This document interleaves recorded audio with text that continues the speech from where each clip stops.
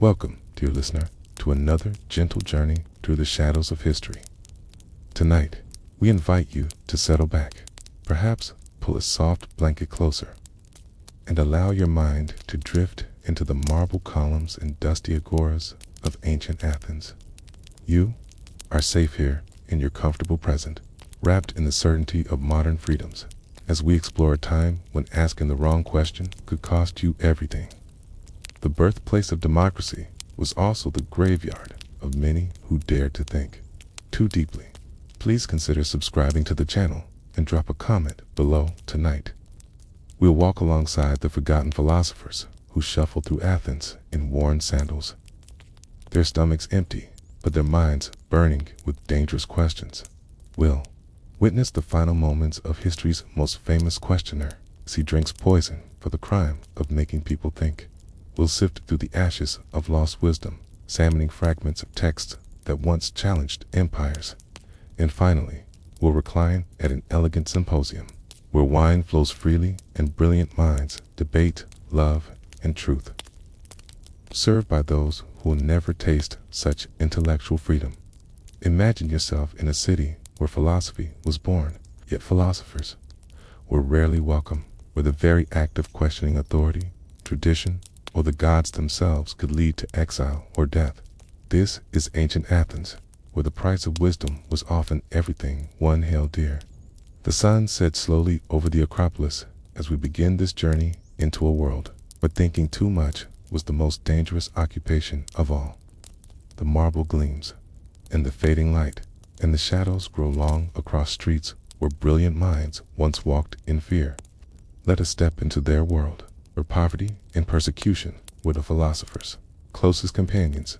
Please consider subscribing to the channel and hit the like button. It motivates and helps me keep bringing videos in this format. If you'd like to hear about a specific topic, leave a comment below and I'll show you in the video when your topic is chosen.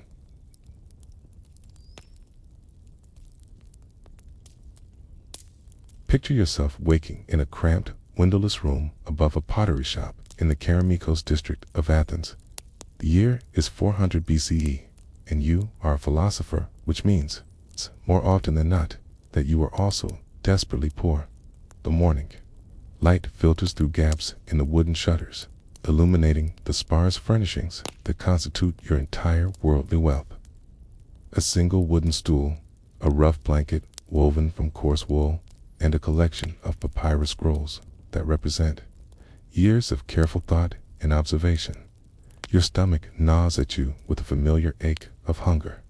Yesterday's meal consisted of a small portion of barley porridge and a few olives, shared with another struggling thinker who, like you, depends on the occasional generosity of wealthy patrons.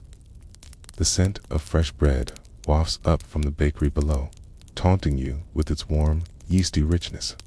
You know that the baker's apprentice will soon emerge to sweep the street. And perhaps fortune smiles upon you. A dropped crust might find its way to your eager hands. The ritual of dressing is simple when you own so little. Your katan, the basic tunic worn by all Athenian men, bears the stains and patches that mark you immediately as someone of the lower classes. The fabric, once white, has faded to a dull gray, and the hem is frayed from countless days of walking the hard-packed earth of Athens streets. Your himadion, the cloak that should provide warmth and dignity, is threadbare in places, barely adequate protection against the morning chill that seems to seep into your very bones. But most telling of all are your sandals, or rather, the lack of proper ones. The leather straps have been mended so many times with scraps and twine that they barely resemble their original form. The soles, worn paper-thin, offer little protection against the rough stones of Athenian streets. Each step is a reminder of your poverty, each pebble a small agony that punctuates your daily journey through the city. Wealthy citizens glide past in their well-crafted footwear, their sandals gleaming with oil and care, while you shuffle along like a beggar. The morning ritual begins with a journey to the nearest public fountain. Water, at least, is free, and you join the queue of slaves, foreigners, and other unfortunates who cannot afford the luxury of private wells. The marble basin is already crowded with clay amphoras and bronze vessels, their owners chattering in the dozen languages that makes Athens a crossroads of the Mediterranean world. You carry your own simple cup, carved from olive wood by your own hand during a particularly lean winter, when even this small luxury was beyond your means. As you wait, overhear fragments of conversation that remind you of your precarious position in society. A well-dressed merchant complains about the rising cost of imported goods, casually mentioning sums that would feed you for months. A citizen discusses plans for a new symposium where wine will flow freely and the finest minds will gather too. Debate the nature of existence, an event to which you will never be invited. Despite your years of contemplation on precisely such matters, the water is cool and clean. A small mercy in a life filled with uncertainties. You drink deeply, knowing it may be hours before you have another opportunity. The liquid soothes your parched throat and settles the cramping in your empty stomach, at least temporarily. Round the fountain, other philosophers in similar straits nod in silent recognition. There is no shame here among the desperate, only the quiet understanding that comes from shared hardship. The walk to the agora takes you through neighborhoods that serve as a constant reminder of what you lack. In the wealthy quarter near the Acropolis, grand houses rise behind high walls, their gardens fragrant with imported flowers and exotic spices. Slaves hurry past, carrying amphorae of wine and baskets of delicacies that you know only by reputation. The contrast is stark and unavoidable. While you debate the nature of the good life, others simply live it. The agora itself presents both opportunity and humiliation in equal measure. Here, in the heart of Athenian democracy, citizens gather to conduct business, exchange news, and engage in a kind of intellectual discourse that drew you to philosophy in the first place. The great Stoa Poikile stretches along one side of the square, its painted columns depicting scenes of Athenian military glory.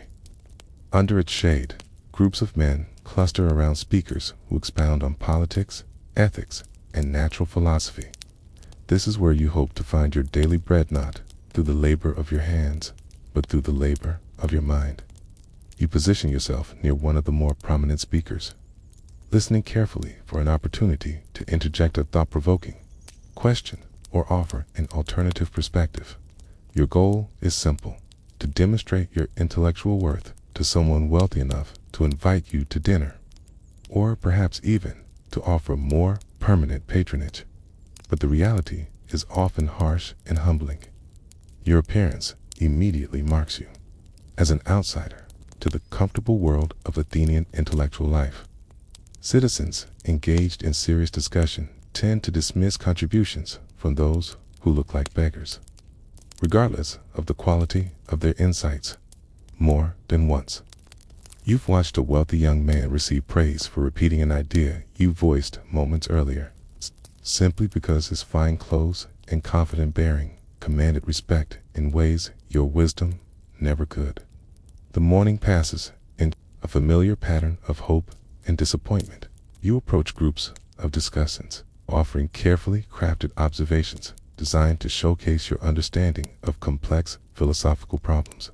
Sometimes, a kind soul acknowledges your contribution with a nod or a thoughtful comment. More often, you're met with the polite but unmistakable dismissal reserved for those who don't belong. The sun climbs higher, and with it comes the heat that will make the afternoon almost unbearable for those without the luxury of cool, shaded houses to retreat to. Your stomach's protests grow more insistent, a constant reminder that intellectual pursuits, however noble, cannot sustain life without the basic necessities. You begin to scan the crowd for familiar faces, patrons who have shown kindness in the past, or fellow philosophers who might share what little they have near the herms that guard the entrances to various public buildings. You spot Crichton, a philosopher of modest reputation who occasionally attracts small audiences.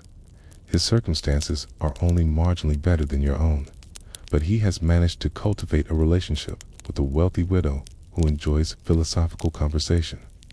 Today, he's engaged in an animated discussion about the nature of justice with several young men whose clean tunics and confident postures mark them as members of prominent families. You edge closer, hoping to catch fragments of the conversation and perhaps find an opening to contribute. The topic is one you've pondered extensively during the long, sleepless nights when hunger made rest impossible. Your thoughts on the subject are original and, you believe, profound. But as you prepare to speak, one of the young men notices your approach and wrinkles his nose in distaste. The young man's expression shifts from mild curiosity to open disdain as his gaze travels from your patched sandals to your threadbare himation. Without breaking his conversation about justice, he takes a deliberate step backward, creating a subtle but unmistakable barrier between your poverty and their privilege. His companions follow suit, their circle closing against you like a shield wall, protecting them from contamination by your lowly status. The message is clear. Your ideas, however brilliant, are unwelcome when they come from such an obviously impoverished source. This moment of rejection stings more sharply than hunger itself. You've spent years developing your understanding of ethics, logic, and natural philosophy, often going without food to afford the papyrus on which to record your thoughts.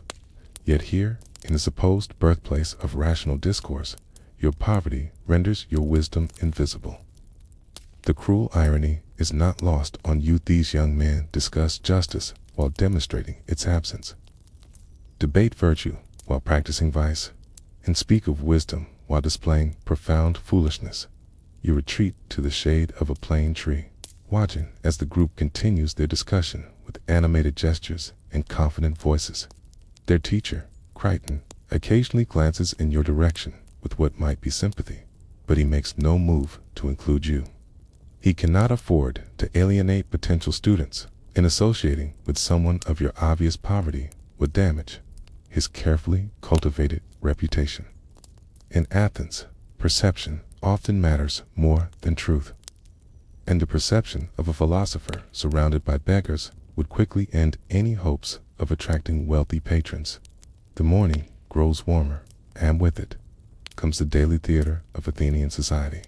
Merchants begin setting up their stalls around the edges of the agora, their slaves arranging pottery, textiles, and imported goods in attractive displays.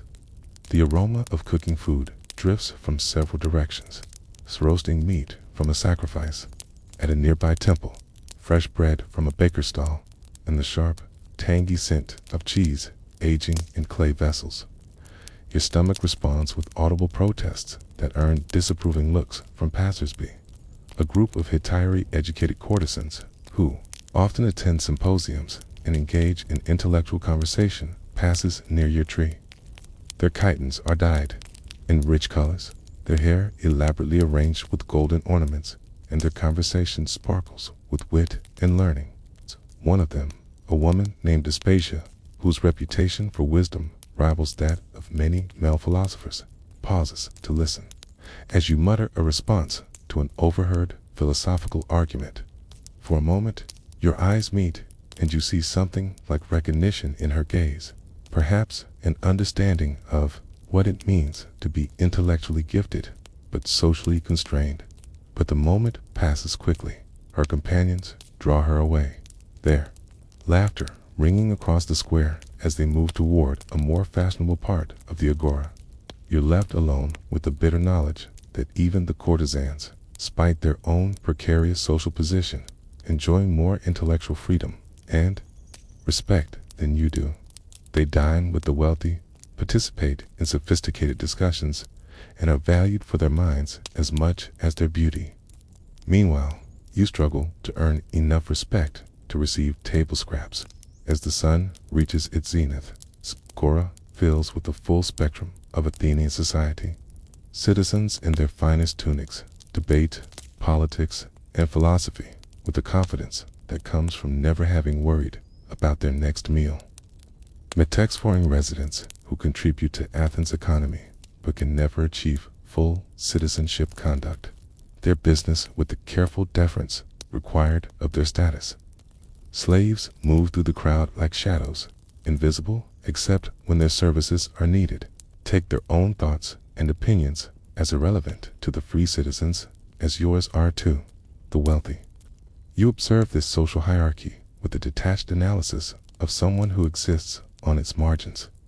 Your philosophical training has taught you to see patterns and connections that others miss, and what you see in the agora is a complex web of power relationships that determine who speaks and who listens, whose ideas matter and whose are dismissed without consideration.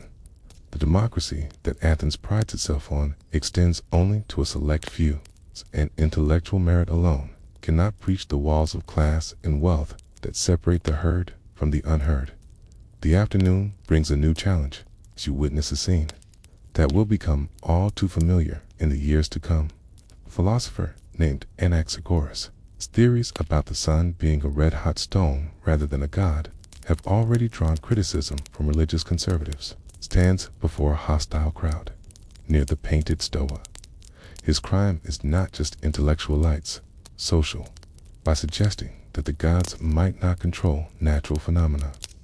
He threatens the entire structure of traditional beliefs that keep the masses content, and the priest's powerful dot. The crowd's mood is ugly, their faces twisted with the kind of righteous anger that comes from having their most fundamental beliefs questioned. Someone shouts that Anaxagoras is corrupting the young, while another accuses him of atheism, a charge that could result in exile or death. You watch as this brilliant thinker, whose insights into the nature of matter and motion have revolutionized your understanding of the physical world, struggles to defend himself against charges that have nothing to do with the truth or falsehood of his theories. This is the reality of philosophical life in Athens. Asking dangerous questions brings dangerous consequences. Anaxagoras' wealth and connections provide some protection, but even he cannot escape the growing suspicion that surrounds those who think too independently. For someone like you, with no powerful friends or financial resources, such intellectual courage will be tantamount to suicide. You must choose your words carefully, staying safely within the bounds of conventional wisdom or risk facing. It's the same hostility that now threatens one of the age's greatest minds. The scene disperses as city guards arrive to restore order. The message lingers in the air like smoke from a funeral pyre. Philosophy, for all its noble aspirations, remains a luxury that only the wealthy can truly afford. Those without means must content themselves with safer pursuits or risk everything for the chance to ask the questions that keep them awake at night. You retreat further into the shadows, your mind churning with thoughts you dare not voice aloud as evening approaches. Your daily search for sustenance becomes more urgent. The symposiums and dinner parties where philosophy is discussed over wine and elaborate meals remain forever beyond your reach, but sometimes scraps of information drift down to your level. You learn that Protagoras has been paid an enormous sum to tutor a wealthy citizen's son. Alcibiades has earned fame and fortune traveling between cities as a teacher of rhetoric and mathematics. These success stories only emphasize your own failure to translate intellectual ability into material security. The streets grow quieter as citizens retreat to their homes for the evening meal. Oil lamps begin to flicker in windows, casting warm, golden light that speaks of comfort and security. You pass a house where voices can be heard discussing the day's events, their tone relaxed and satisfied. The scent of roasted lamb and fresh wine drifts through an open window, torturing you with its richness. Inside, a family enjoys not only physical nourishment, but the leisure to engage in a kind of thoughtful conversation that feeds the soul as well as the mind. Your own evening meal, such as it is, consists of whatever you've managed to gather during the day, perhaps a handful of olives from a generous shopkeeper, a crust of bread found in the street, or, if fortune has truly smiled upon you, a small coin earned by helping someone carry a heavy load. You eat alone, sitting on a stone wall overlooking the city as the stars emerge in the darkening sky. The Acropolis looms against the night, its temples dedicated to gods. Its existence you've learned to question only in the privacy of your own thoughts. The isolation of poverty extends beyond the physical to the intellectual and emotional realms, while wealthy philosophers gather in comfortable houses to debate the great questions of existence. You conduct your inquiries in solitude, your only companions the shadows that lengthen with the setting sun. Your insights, born from countless hours of contemplation, remain locked within your mind, like treasures in a sealed tomb, without an audience to appreciate them or students to carry them forward. Your ideas will likely die with you, leaving no trace in the great conversation of human thought. This recognition brings with it a particular kind of despair, just the despair of poverty, but the despair of irrelevance. You possess genuine wisdom, hard-won through years of careful observation and rigorous thinking. Yet, you lack the social connections and material resources necessary to share that wisdom with the world. It's the greatest tragedy of your situation is not that you are poor, but that your poverty renders your intelligence meaningless in a society that values appearance over substance, wealth over wisdom. The next morning brings an unexpected opportunity that fills you with both hope and trepidation. Word spreads through the network of struggling philosophers that Callias, one of Athens' wealthiest citizens, is hosting a gathering at his magnificent house near the Acropolis. The occasion is the visit of Protagoras, the famous sophist from Abdera, whose reputation for wisdom has spread throughout the Greek world. Callias, eager to demonstrate his own intellectual sophistication, has invited various thinkers to engage with the great man in philosophical discourse.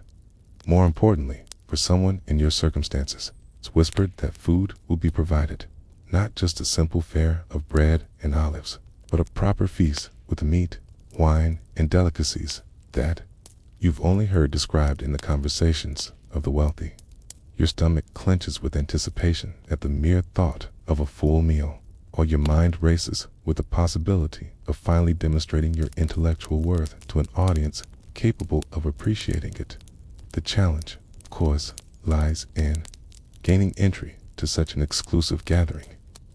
You cannot simply present yourself at Callias's door dressed in your threadbare garments, and expect to be welcomed into the company of Athens' intellectual elite, Instead, you must rely on the complex web of relationships that connects even the poorest philosophers to their more successful colleagues. After much deliberation and not a small amount of humility, approach Antistones, philosopher, whose ascetic lifestyle and sharp wit have earned him a measure of respect, despite its relatively modest means. Antistones regards you with the mixture of sympathy and calculation that characterizes interactions between philosophers of different social standings. He knows your reputation for insight, having overheard some of your contributions to public discussions, but he also understands the social risks of associating with someone so obviously impoverished. After a long moment of consideration, he agrees to speak on your behalf, but his conditions are clear. You must remain silent unless directly addressed.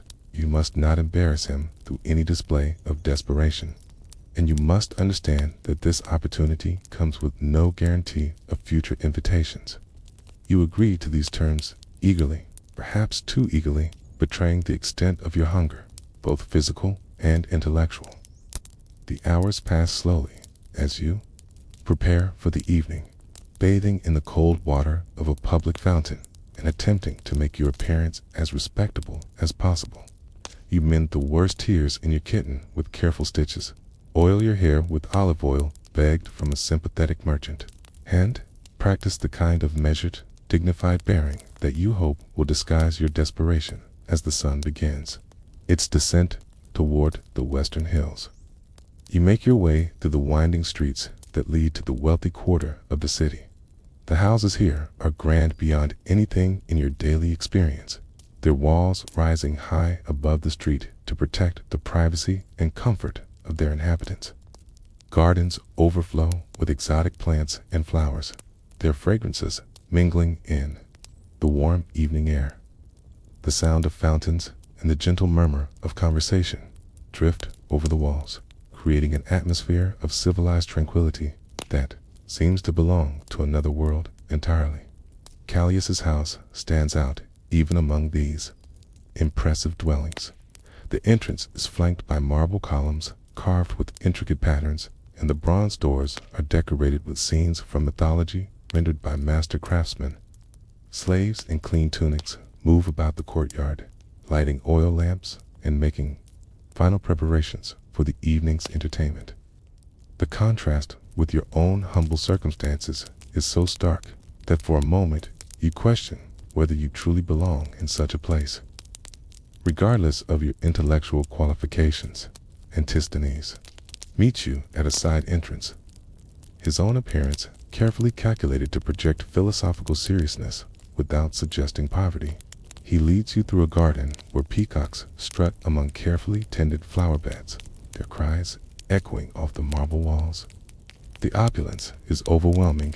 Every surface seems to have been crafted by skilled artisans, every detail designed to demonstrate the host's wealth and cultural sophistication. You try to maintain your composure, but your wide-eyed wonder at such luxury marks you immediately as someone unaccustomed to these surroundings. The main hall, where the symposium will take place, takes your breath away. The ceiling is painted with scenes of gods and heroes, their colors still vibrant after years of careful maintenance. Couches, upholstered in rich fabrics, are arranged in a semicircle around a central area where Protagoras will speak. Tables laden with food and wine occupy every available space, their contents representing more wealth than you've seen in months of scrounging for sustenance. The aroma of roasted lamb, fresh bread, and imported spices fills the air, making your mouth water despite your efforts to maintain philosophical detachment. The other guests begin to arrive as the last light fades from the sky. You recognize many of them by reputation wealthy citizens known for their patronage of the arts, young men from prominent families eager to associate themselves with intellectual fashion, and established philosophers whose success has earned them places at such gatherings.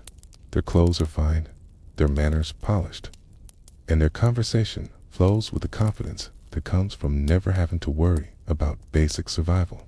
You take a seat in the least conspicuous corner available, grateful for Antisthenes' protection, but acutely aware of your own anomalous presence. Protagoras himself arrives with suitable ceremony, his bearing dignified and his appearance impeccable. His fame has brought him considerable wealth, and he wears it well. His chiton is of the finest linen, his sandals crafted from soft leather, and his hair is styled in the latest fashion. More importantly, his presence commands immediate respect from the assembled company. When he speaks, even the most prominent citizens listen with attention, hanging on his words as if they contained the secrets of the universe. The evening begins with the customary libations to the gods, followed by the serving of food that makes your previous meals seem like the fantasies of a fevered imagination. Slaves move efficiently through the crowd, offering platters of meat, fish, cheese, and fruits that have been prepared by skilled cooks. The wine, served in elegant cups of silver and bronze, flows as freely as water, loosening tongues and sharpening wit. You accept what is offered to you with careful moderation, aware that any display of excessive appetite would mark you as the desperate interloper you truly are. As the meal progresses, the conversation turns to philosophical matters. Protagoras begins with his famous assertion that man is the measure of all things, launching into an elegant exposition of relativistic ethics that challenges many of the assumptions held dear by his audience. Its arguments are sophisticated and well-crafted, delivered with the kind of rhetorical skill that has made him wealthy and famous throughout the Greek world. The audience responds with the mixture of admiration and gentle challenge that characterizes civilized, intellectual discourse among equals. You listen with growing excitement as the discussion develops, recognizing several points where your own insights could contribute meaningfully to the conversation.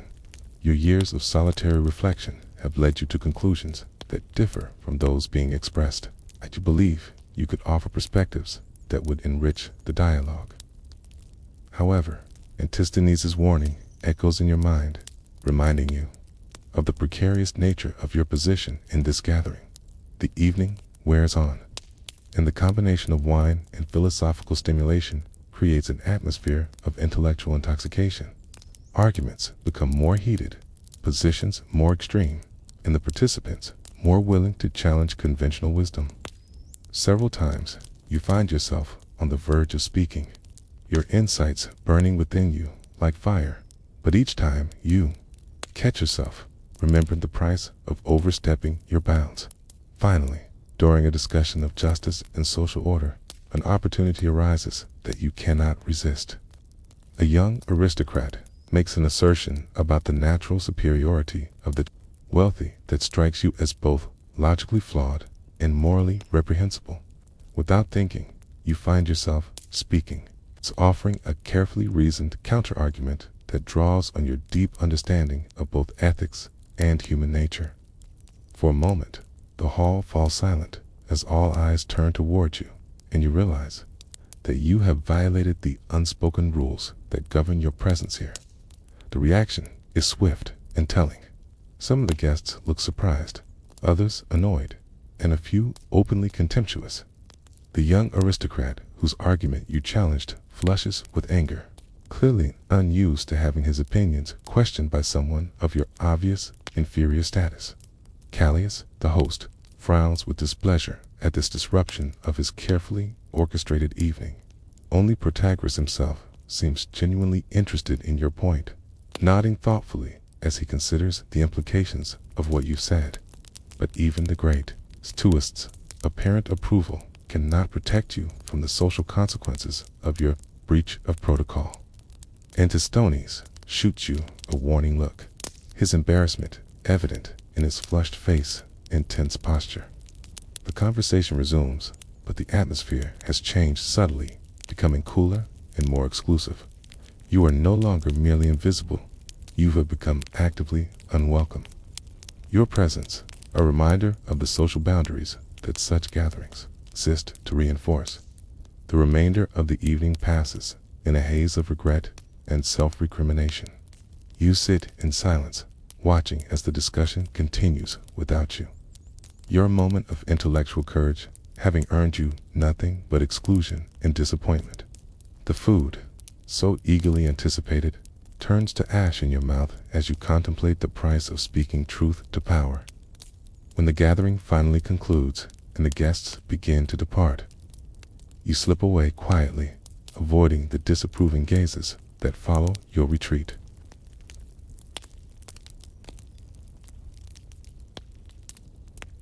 The year is now 399 BCE, and Athens bears the scars of defeat and upheaval. The great war with Sparta has ended in humiliation. The democracy has been briefly overthrown by the 30 tyrants, and the city struggles to rebuild both its walls and its confidence in this atmosphere of suspicion and recrimination. The citizens search for someone to blame for their misfortunes, and they find a convenient target in the person of Socrates, the philosopher whose relentless questioning has irritated Athens. For decades, you first encountered the formal accusations against Socrates on a morning when the autumn air carries the chill promise of winter. Posted on the wall of the royal stoa, where legal notices are displayed for all to read, the charges seem almost mundane in their simplicity. Meletus, a young poet of modest reputation, sworn out a complaint alleging that Socrates corrupts the youth, refuses to acknowledge the gods of the city, and introduces new divinities. The words, inscribed in careful script on a bronze tablet, carried the weight of law behind them. But to those who know Socrates, they seem to describe someone entirely different from the man who has spent his life in pursuit of wisdom. The crowd that gathers around the notice grows throughout the morning, their voices rising in animated discussion. Some defend Socrates, pointing to his military service and his unwavering loyalty to Athens, even in its darkest hours. Others nod approvingly at the charges, expressing relief that someone is finally taking action against the philosopher whose questions have made so many people uncomfortable over the years. You listen to these debates with growing unease, recognizing in them the same tensions that have defined your own relationship with Athenian society, the suspicion of those who think too much, ask too many questions, or challenge conventional wisdom. Among the crowd, you spot several of Socrates' associates, their faces grave with concern. Crito, the wealthy friend who has long supported the philosopher, speaks in urgent whispers with other members of their circle. Young men who have benefited from Socrates' teaching mill about uncertainty, perhaps beginning to understand for the first time that their association with him may carry consequences they never anticipated.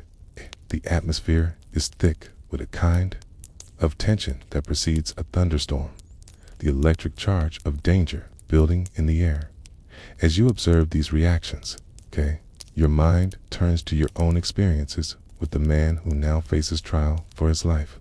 You have encountered Socrates many times in the agora, though always from the periphery of his conversations, rather than as a direct participant. His method of questioning, the relentless pursuit of definitions and assumptions, the gentle but devastating exposure of contradictions in common beliefs has become legendary throughout Athens. Yet those who have felt the sting of his intellectual sword remember the experience with a mixture of admiration and resentment. The accusation of corrupting the youth strikes you as particularly ironic. In your observations of Socrates, you have seen him repeatedly urge young men to think carefully about their beliefs, to examine their assumptions, and to live according to principles rather than mere convention. If this constitutes corruption, then the charge implies that ignorance and unexamined life are preferable to wisdom and self-knowledge. The implication is disturbing, suggesting that Athens has become a place where asking difficult questions is seen as a form of treason against the social order. The religious charges are more complex and potentially more dangerous. Athens takes its relationship with the gods seriously, and anything that smacks of impiety can arouse genuine popular anger. Socrates' famous claim that he is guided by a divine voice is demonian has always puzzled and concerned those who hear it. Some interpret this as evidence of special divine favor, while others see it as a dangerous innovation that threatens the traditional religious practices that supposedly protect the city from divine wrath. You recall conversations you've overheard where Socrates speaks of his divine sign, describing it not as a voice that tells him what to do, but rather as a warning that prevents him from taking certain actions. This subtle distinction seems lost on many of his critics, who hear only that he claims private communication with divinity. Claim that, in their minds, sets him apart from and above the common religious practices that bind the community together. In an age when military defeat and political upheaval are often attributed to divine displeasure, any deviation from religious orthodoxy becomes suspect. The morning progresses, and more details about the case begin to emerge through the informal networks of gossip and rumor that connect Athens like invisible threads. It becomes clear that this is not simply a spontaneous legal action, but rather the culmination of years of growing resentment against Socrates and what he represents. Behind the three named accusers, Miletus, the poet, Anytus, the politician, and Lycon, the orator, stands a broader coalition of interests that see the philosopher as a threat to their power and influence. Anytus, in particular, carries personal grievances against Socrates. The wealthy leather merchant turned politician has never forgiven the philosopher for questioning his qualifications and methods during the dark days of the oligarchy as one of the leaders of the democratic restoration. Anytus now wields considerable influence, and his support for the prosecution lends it political weight that goes far beyond the specific charges. This is not merely a legal proceeding, but a test of power between those who would preserve traditional authority and those who would subject all beliefs to rational examination. The crowd around the royal store gradually disperses as the day advances, but the conversations continue in smaller groups throughout the agora. You find yourself drawn into one such discussion, where a mixture of citizens, medics, and fellow philosophers debate the merits of the case. The divisions are sharp and revealing. Older citizens, particularly those who remember Athens at the height of its power, tend to view Socrates with suspicion, seeing in his questioning a weakening of the values and certainties that once made the city great. Younger men, especially those who have been exposed to sophistic education, are more divided. Some defend Socrates as a seeker of truth, whose methods, however uncomfortable, serve the cause of wisdom. Others, perhaps sensing which way the political winds are blowing, distance themselves from their former teacher, expressing concern about his influence on impressionable minds. The opportunism of this latter group strikes you as particularly contemptible, though you understand the practical considerations that drive their betrayal. As the conversation develops, you begin to understand the deeper forces at work in this prosecution.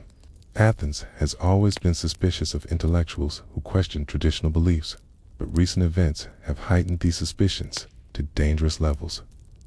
The defeat by Sparta has been attributed by many to the gods' displeasure with Athenian impiety, while the brief rule of the 30 tyrants has created lasting paranoia about anti-democratic conspiracies.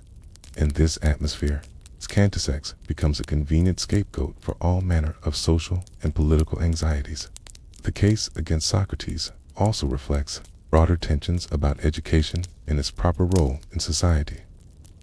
The rise of sophistic teaching, with its emphasis on rhetoric and relativistic ethics, has created a backlash among conservatives, who fear that traditional values are being undermined by clever arguments and logical sophistries.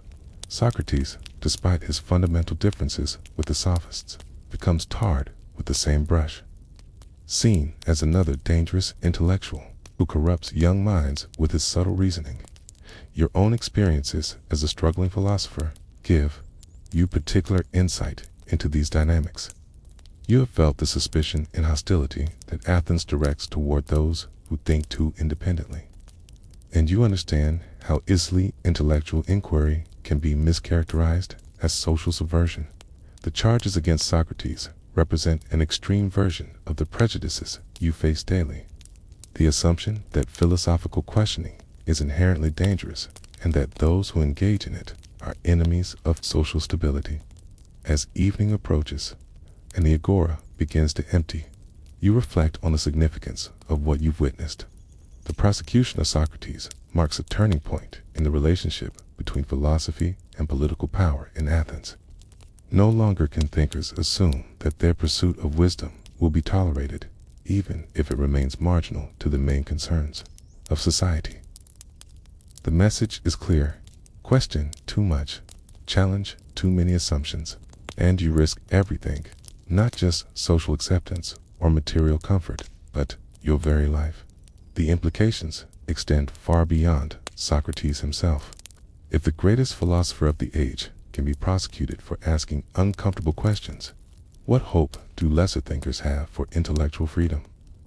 The case threatens to establish a precedent that will chill philosophical inquiry for generations to come, creating an atmosphere where only the safest and most conventional ideas can be expressed openly. For someone like you, already marginalized by poverty and social status, the message is particularly chilling. Conform or face the consequences. Walking home through the darkening streets, you contemplate the cruel irony of the situation.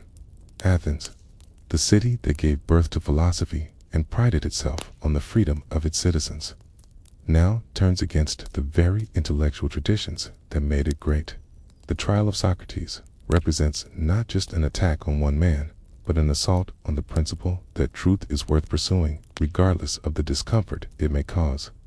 In prosecuting the philosopher, Athens prosecutes a part of itself, the part that dares to question, to examine, and to seek wisdom above all other goods.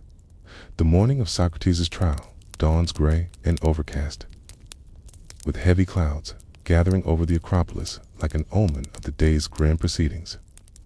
You arrive at the Heliaia, the great law court of Athens, while the stars still glimmer faintly in the pre-dawn sky. Already, crowds are beginning to gather outside the building, their voices creating a low murmur of anticipation that seems to vibrate through the very stones of the ancient structure. The air carries the scent of olive oil from nearby lamps and the sharper odor of nervous sweat from those who have come to witness what promises to be the most significant trial in recent memory. The Heliaia itself is an imposing structure, its columns rising toward the clouded sky like fingers reaching for divine judgment. Built to accommodate the large juries that Athenian democracy requires, it can hold over 500 citizens when fully occupied. Today, it will be filled to capacity with jurors drawn by lot from the citizen, rose farmers, and merchants, craftsmen and soldiers, the old and the young, all charged with determining the fate of Athens' most famous philosopher. The weight of this responsibility seems to press down on the building itself, making the very air feel heavy with consequence. As the sun rises higher, you manage to secure a position near one of the great doors, close enough to observe the proceedings, but far enough back to avoid drawing attention to yourself. The jurors begin to arrive in small groups, their bronze identification tokens glinting in the morning light as they present themselves to the court officials. These are ordinary Athenian citizens, men whose daily concerns revolve around their trades, their families, and their immediate community rather than the abstract questions of philosophy and ethics that have occupied Socrates' life. Watching them file into the court, you are struck by the fundamental disconnect between these jurors and the man they are about to judge. Most have probably encountered Socrates only in passing, perhaps overhearing fragments of his conversations in the agora or listening to second-hand accounts of his teachings. Few understand the subtleties of his method or the genuine humility that underlies his famous claim to know nothing. To them, he is likely just another intellectual troublemaker, another sophist whose clever words threaten the simple certainties that make life bearable. The court officials, dressed in their formal robes and carrying the symbols of their authority, move through the crowd with practiced efficiency. They check the jurors' tokens, assign seating, and prepare the various pieces of equipment that the trial will require: the water clocks that will measure speaking time, the bronze urns for collecting votes, and the wooden boards on which the charges have been inscribed. Everything proceeds with the measured dignity that Athenian law demands. Yet underneath the ceremonial formality, you sense an undercurrent of something darker and more personal. When Socrates himself arrives, escorted by friends and supporters, a ripple of reaction passes through the crowd. He is 70 years old. He cuts a distinctive figure even among the gathered citizens. His stocky build and distinctive features, the snub nose, the prominent eyes, the unruly beard, mark him immediately as the man whose reputation has spread throughout the Greek world. Yet there is something in his bearing that sets him apart from the typical defendant. Where others might show fear or deference, Socrates displays a calm confidence that seems almost supernatural, as if he truly believes that no harm can come to a good man. His supporters clustered around him protectively, their faces grave with concern. You recognize many of them Crito, whose wealth and influence have shielded Socrates from criticism for years, Polydorus, whose emotional devotion to his teacher is legendary, and various young men whose association with the philosopher has shaped their understanding of virtue and wisdom. Their presence provides a stark contrast to the hostility visible in other parts of the crowd. where citizens who have never forgiven Socrates for his embarrassing questions watch with obvious satisfaction at his predicament. The formal proceedings begin with the traditional rituals that open all Athenian trials. Libations are poured to the gods. Prayers are offered for divine guidance in reaching a just verdict. And the court officials take their solemn oaths to conduct the trial according to law. The irony of these religious observances is not lost on anyone present. Here is a man accused of impiety, being judged in a ceremony that begins with appeals to the very gods he supposedly dishonors. Meletus, the primary accuser, rises to present the prosecution's case. Young and ambitious, he carries himself with the confidence of someone who believes he serves a righteous cause. His voice rings clearly through the great hall as he outlines the charges against Socrates, painting a picture of a dangerous subversive whose teachings threaten the very foundations of Athenian society. According to Meletus, Socrates has spent decades poisoning the minds of young men, turning them against their parents, their traditions, and their gods. The prosecution's strategy becomes clear as Meletus develops his argument. Rather than focusing on specific acts of impiety or corruption, he presents Socrates as the symbol of a broader intellectual movement that has weakened Athens through its questioning of traditional values. The defeat by Sparta, the chaos of civil war, the moral confusion that seems to plague the younger generation of these problems are laid at the feet of philosophers, sophists who have taught people to doubt what their ancestors accepted. Without question, Meletus's rhetoric is skillful, appealing to the fears and prejudices of ordinary citizens who have suffered through years of war and political upheaval.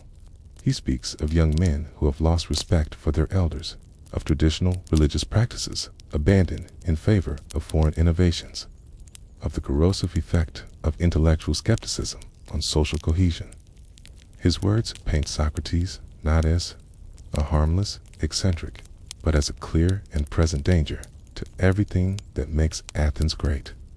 When Ennius takes his turn to speak, the political dimensions of the case become even more explicit. The wealthy politician's hatred for Socrates is personal and visceral, rooted in years of bitter exchanges and philosophical disagreements. He speaks with the authority of someone who helped restore democracy after the oligarchic terror, positioning himself as a defender of popular government against elitist corruption. In his telling, Socrates represents the kind of intellectual arrogance that led some Athenians to collaborate with the 30 tyrants. The accusation carries particular weight because it contains just enough truth to be credible.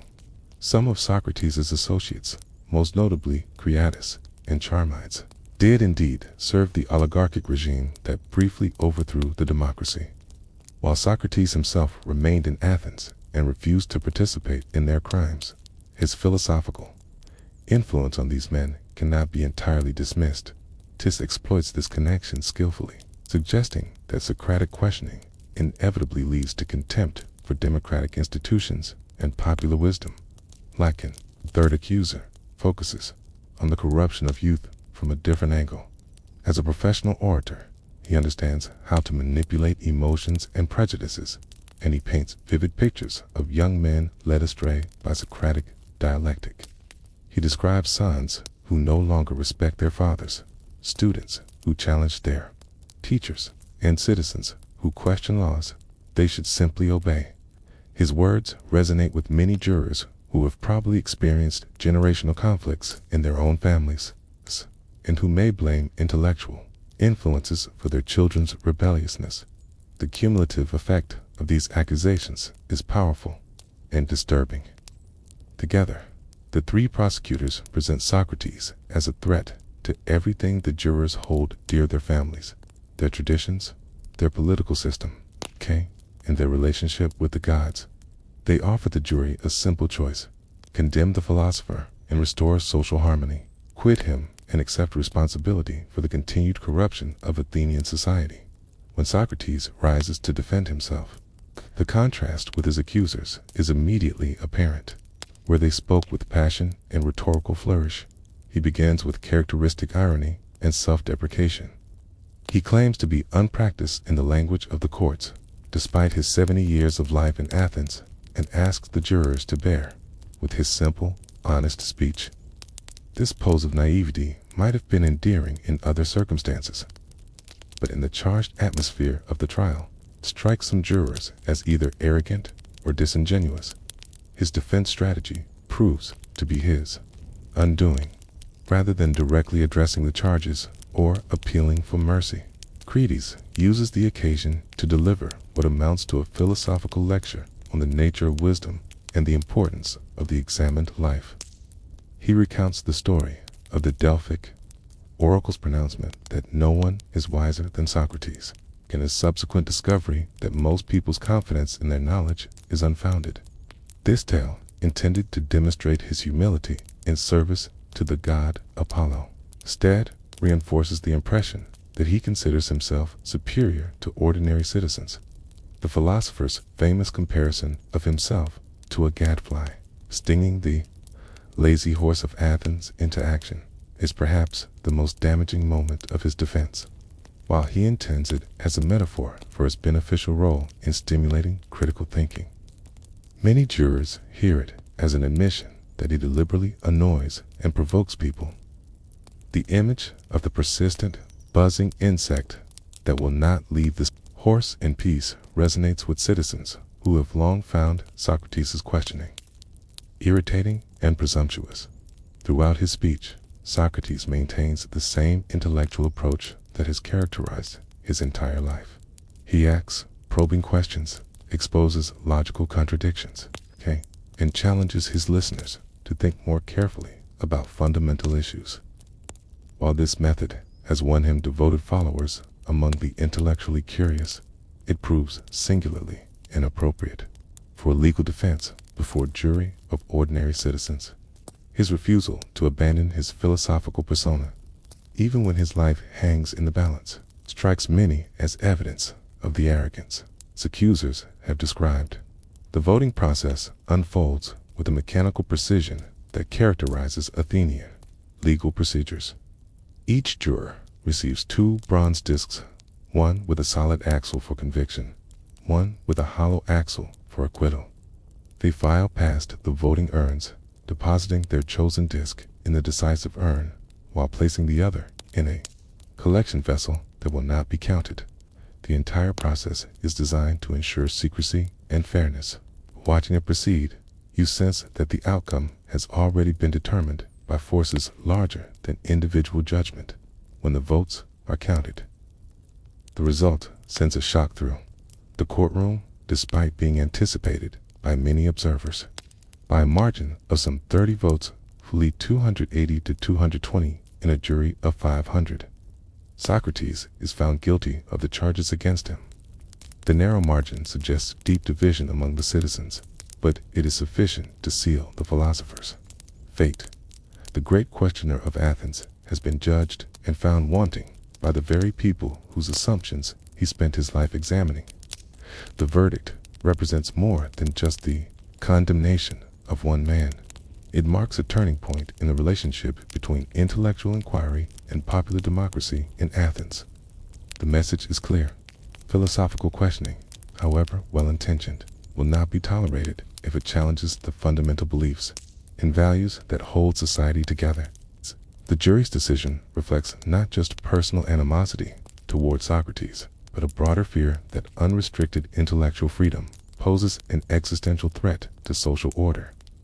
The 30 days between Socrates' conviction and his execution pass like a fever dream. Each sunrise bringing the philosopher closer to his appointed end, while his friends and followers struggle to comprehend the approaching catastrophe. The delay is not granted out of mercy, but because of religious law. The sacred ship sent annually to Delos in commemoration of Theseus' legendary victory over the Minotaur has not yet returned, and no executions can take place until the city is purified by its homecoming. This ancient ritual, intended to honor the gods and maintain divine favor, 10 serves as the final countdown to the death of Athens' greatest philosopher. During these suspended days, you find yourself drawn repeatedly to the area around the prison where Socrates is held.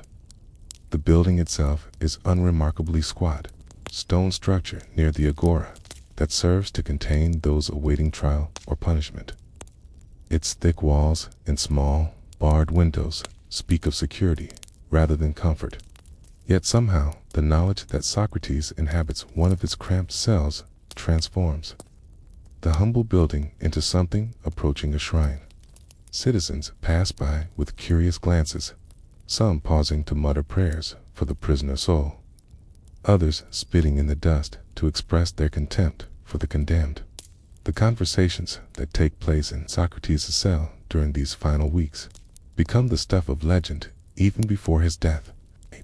Visitors report discussions of astonishing depth and beauty, as if the proximity of death has sharpened the philosopher's already formidable intellect to an almost supernatural keenness.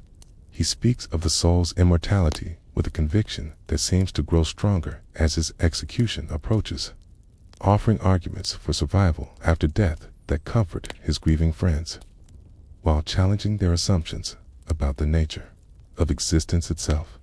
Young Phaedo, whose devotion to Socrates borders on worship, emerges from one such visit with tears streaming down his face, not from despair, but from something approaching religious ecstasy. He describes how the master spoke of death as the ultimate philosophical adventure, a liberation of the soul from the constraints of the physical body that would finally allow pure thought to flourish unimpeded. According to Phaedo, Socrates compared his approaching execution to a prisoner's release from chains, welcoming the opportunity to explore questions that no living person could fully comprehend. These reports of philosophical serenity in the face of death strike many observers as either saintly or unnatural, depending on their disposition toward the condemned man. His enemies interpret such calm as evidence of his corruption. What decent person, they ask, could face death without proper fear and remorse? His supporters see divine inspiration in his tranquility, proof that a life devoted to wisdom provides protection against even the gravest misfortunes. You find yourself somewhere between these extremes, marveling at Socrates' composure while wondering whether such detachment from human emotion represents the highest achievement of philosophy or its most dangerous excess. The final day arrives with unseasonable warmth, as if the gods themselves wish to provide comfort for the drama about to unfold. The sacred ship has returned from Delos during the night, its white sails spotted in the dawn light as it approaches Piraeus harbor. Word spreads quickly through the city that the period of ritual purification has ended and that executions may now proceed. By mid-morning, a crowd has gathered outside the prison, their faces reflecting the complex mixture of emotions that Socrates' case has stirred throughout Athens. Inside the prison, the scene unfolds with a gravity that seems to invest every gesture and word with momentous significance. Socrates' friends have been granted permission to remain with him throughout his final hours, and they clustered around him like disciples attending their master's last teaching. The cell, cramped and poorly lit under normal circumstances, somehow seems transformed by the dignity of its occupant and the solemnity of the occasion. Like shafts of sunlight filter through the small window, illuminating dust motes that dance in the air like visible spirits. The conversation that morning covers ground both practical and eternal. Socrates speaks tenderly to his wife, Xantippe, who has come with their youngest son to bid him farewell. Her grief is raw and overwhelming, expressing the purely human anguish that the philosopher's rational acceptance cannot entirely encompass. Their exchange is brief but poignant, highlighting the terrible personal cost of his unwavering commitment to principle. When she is led away, still weeping, Socrates watches her go with an expression that briefly reveals the emotional sacrifice his philosophical stance demands. The discussion then turns to weightier matters. Socrates uses these precious final hours to address the fundamental questions that have occupied his entire adult life. He speaks of the soul's journey after death, offering various arguments for its survival and describing his hopes for continued learning in whatever realm awaits beyond the grave. His words carry the weight of a lifetime's reflection, yet they are delivered with the same provisional humility that has always characterized his approach to ultimate questions. As the afternoon progresses, the jailer arrives to inform them that the time for delay has ended. The man, rough and unlettered, but touched by the nobility he has witnessed in his prisoner, performs his duties with obvious reluctance. His hands shake slightly as he explains the procedure for drinking the hemlock, his voice catching as he describes the physical effects that Socrates should expect. The poison, he explains, will begin with numbness in the feet and legs, gradually ascending through the body until it reaches the heart and brings peaceful unconsciousness. The hemlock itself arrives in a simple clay cup, its contents appearing as innocuous as any herbal preparation. The poison, extracted from the spotted hemlock plant that grows wild throughout Greece, represents one of the more humane methods of execution available to Athenian law. Unlike crucifixion or stoning, it promises a relatively gentle death, allowing the condemned to maintain their dignity even in their final moments. This consideration seems particularly appropriate for a philosopher whose life has been devoted to the pursuit of rational discourse rather than violent action. For you, observing these events from the margins of Athenian society, the execution of Socrates represents something both ending and beginning. The death of the city's greatest questioner marks the conclusion of an era when intellectual freedom, however precarious, was still possible in Athens. But it also signals the birth of something new, a tradition of philosophical martyrdom that will inspire future generations of thinkers to pursue truth regardless of the personal cost. The hemlock that killed Socrates' body has simultaneously granted immortality to his ideas, ensuring that his questioning spirit will survive long after his persecutors have been forgotten by history.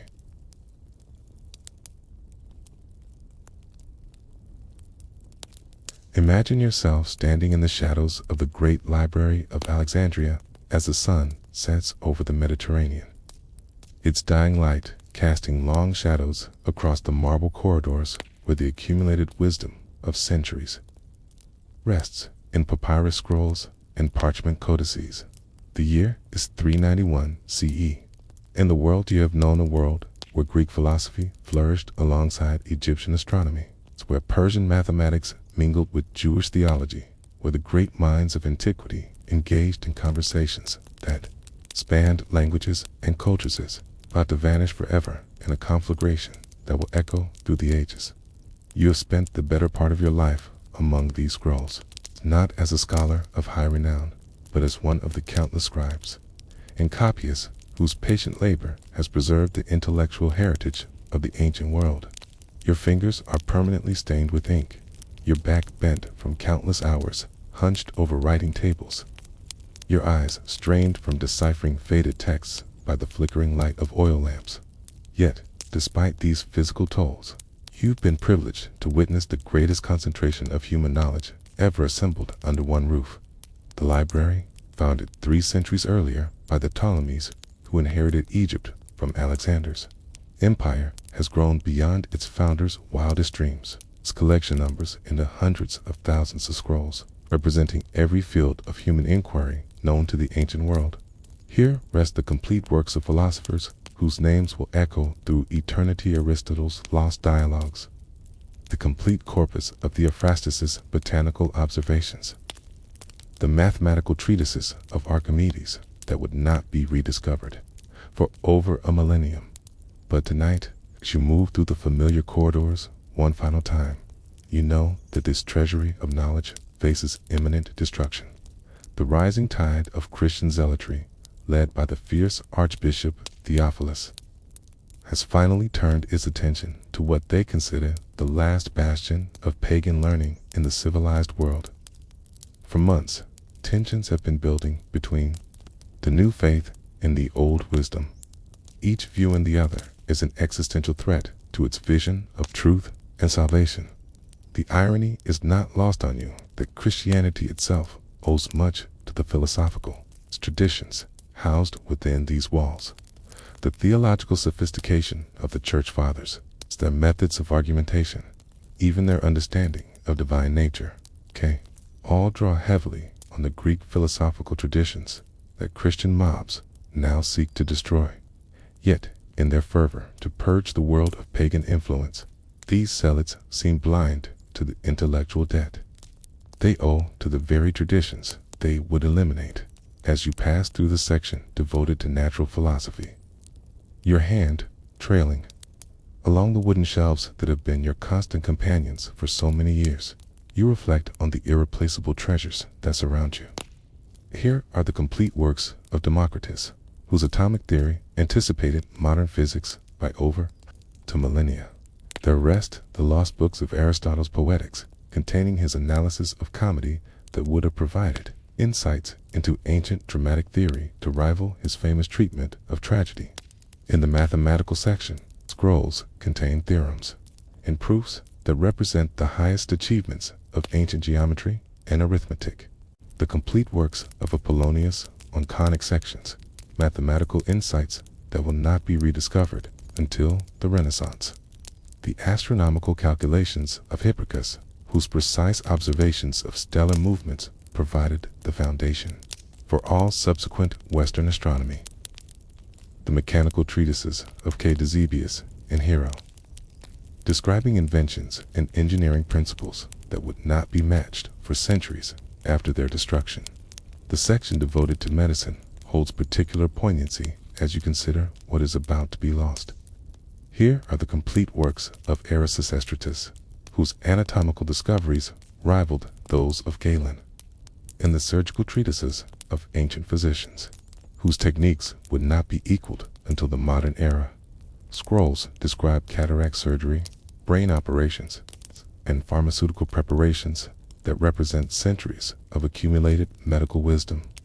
In a few hours, all of this knowledge will be reduced to ash and smoke.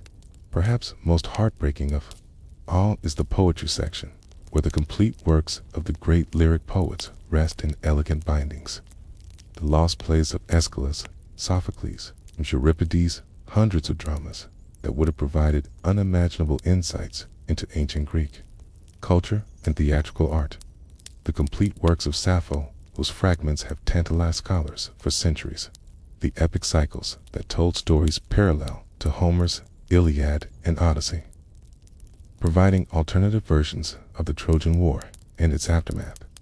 You pause before a particular shelf that holds copies of philosophical dialogues by lesser-known followers of Plato and Aristotle.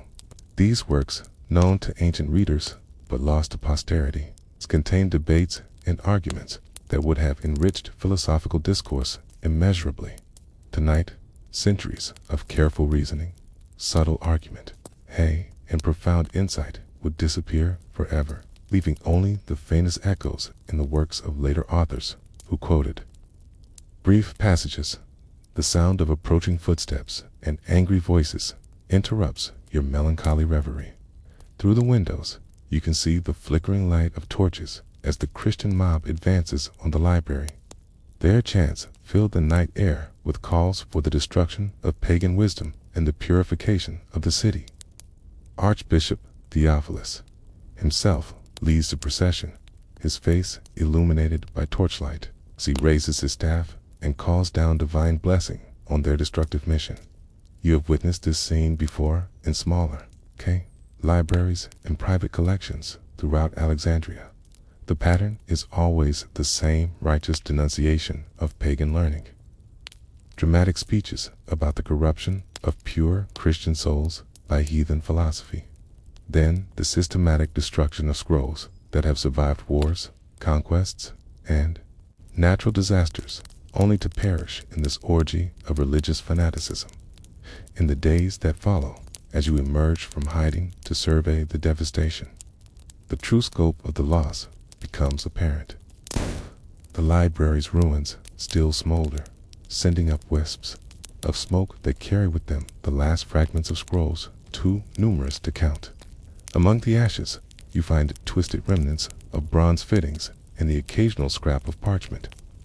All that remains of works that represented the accumulated wisdom of centuries. The few scholars who survived the destruction speak in hushed tones of what has been lost. Mathematical proofs that will not be rediscovered for over 1,000 years. It's medical knowledge that would have saved countless lives. Philosophical arguments that might have advanced human understanding by centuries. All of it reduced to ash. In memory, victims of a zealotry that confused ignorance with virtue and saw wisdom itself as the enemy of faith. You hide your rescued scrolls in a sealed jar, burying it in a location you mark carefully in your memory. Perhaps someday, when the fever of destruction has passed, these texts might once again see daylight and contribute to human learning. T. Feared that day may never come, that the darkness now descending on the ancient world may last for centuries before the light of learning burns bright again. The year is now 1896, and you find yourself kneeling in the hot sand of Oxyrhynchus, a provincial town in Middle Egypt, whose very name has been forgotten by most of the world for over a millennium. The sun beats down mercilessly on your back as you carefully brush away centuries of accumulated dust and debris from what your trained eye recognizes as ancient papyrus fragments. You are part of an archaeological expedition led by Bernard Grenfell and Arthur Hunt, two British scholars whose systematic excavation of this seemingly unremarkable site is about to revolutionize our understanding of the ancient world. The irony of your situation is not lost on you. Here, in this remote corner of Egypt that was once considered the very edge of the civilized world, lies buried a treasure trove of classical literature that makes the losses at Alexandria seem almost bearable. The dry climate of Egypt, which has preserved these papyri for over 1,500 years, has created a time capsule that offers glimpses into literary works thought lost forever. Each fragment you uncover might contain lines from a lost play of Sophocles, mathematical theorems by unknown Alexandrian scholars, or philosophical arguments that could reshape our understanding of ancient thought. Your hands tremble slightly as you lift a particularly promising piece of papyrus from the sand. The Greek letters, written in the elegant uncial script of the 3rd century CE, are still clearly visible despite their age. As you begin to decipher the text, your heart races with the realization that you may be holding a fragment of Aristotle's Lost Dialogue on Philosophy, a work that was known to ancient authors but had vanished completely from the historical record. The few lines you can make out discuss the nature of the prime mover in language that is both familiar and startlingly new, offering insights into Aristotelian metaphysics that could revolutionize modern philosophical scholarship. One of your most significant discoveries comes near the end of the digging season, when you uncover a substantial portion of what appears to be a previously unknown philosophical dialogue. The text, written in the characteristic style of the academic school founded by Plato, traces the relationship between knowledge and virtue in ways that illuminate important but obscure aspects of ancient epistemology. The arguments are sophisticated and original, suggesting that the philosophical traditions founded in classical Athens continued to develop and evolve long after the political decline of the Greek city.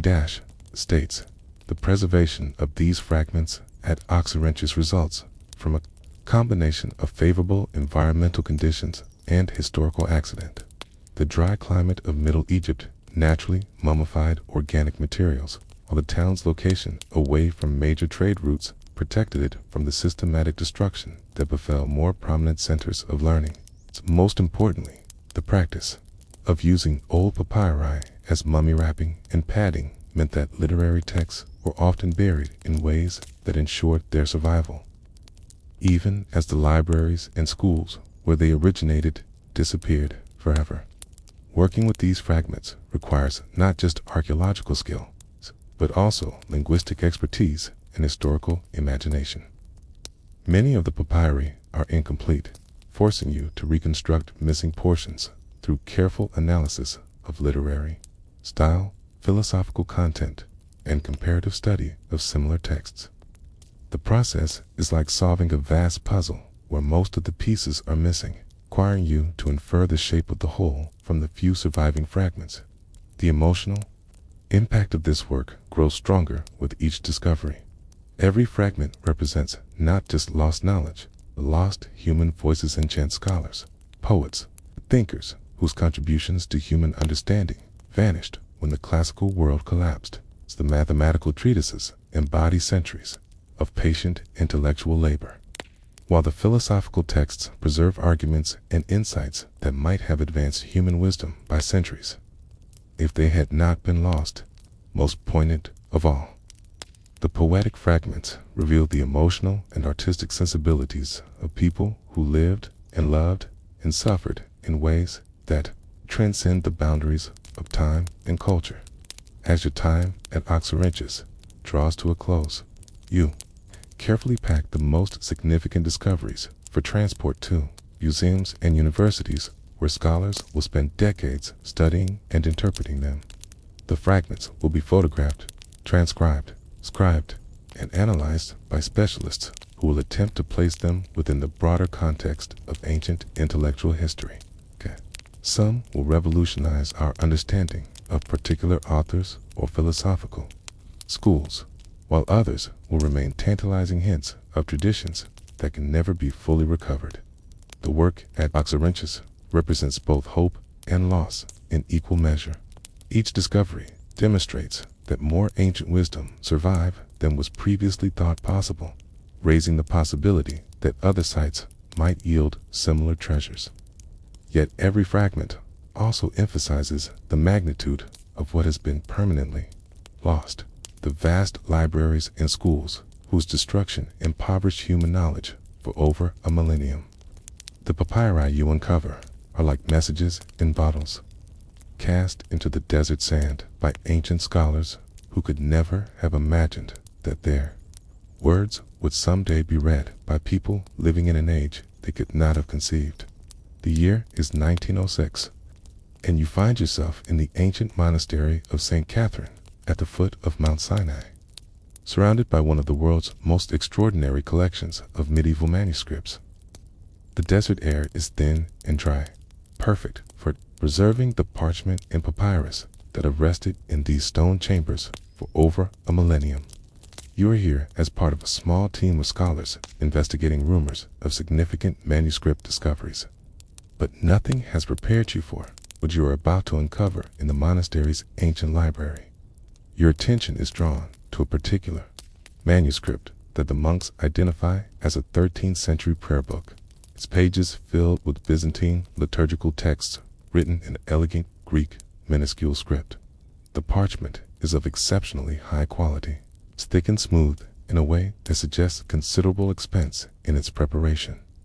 But you're trained to detect something unusual about this seemingly ordinary religious text. Faint traces of earlier writing visible beneath the surface script, ghostly letters that hint at a palimpsest of extraordinary significance.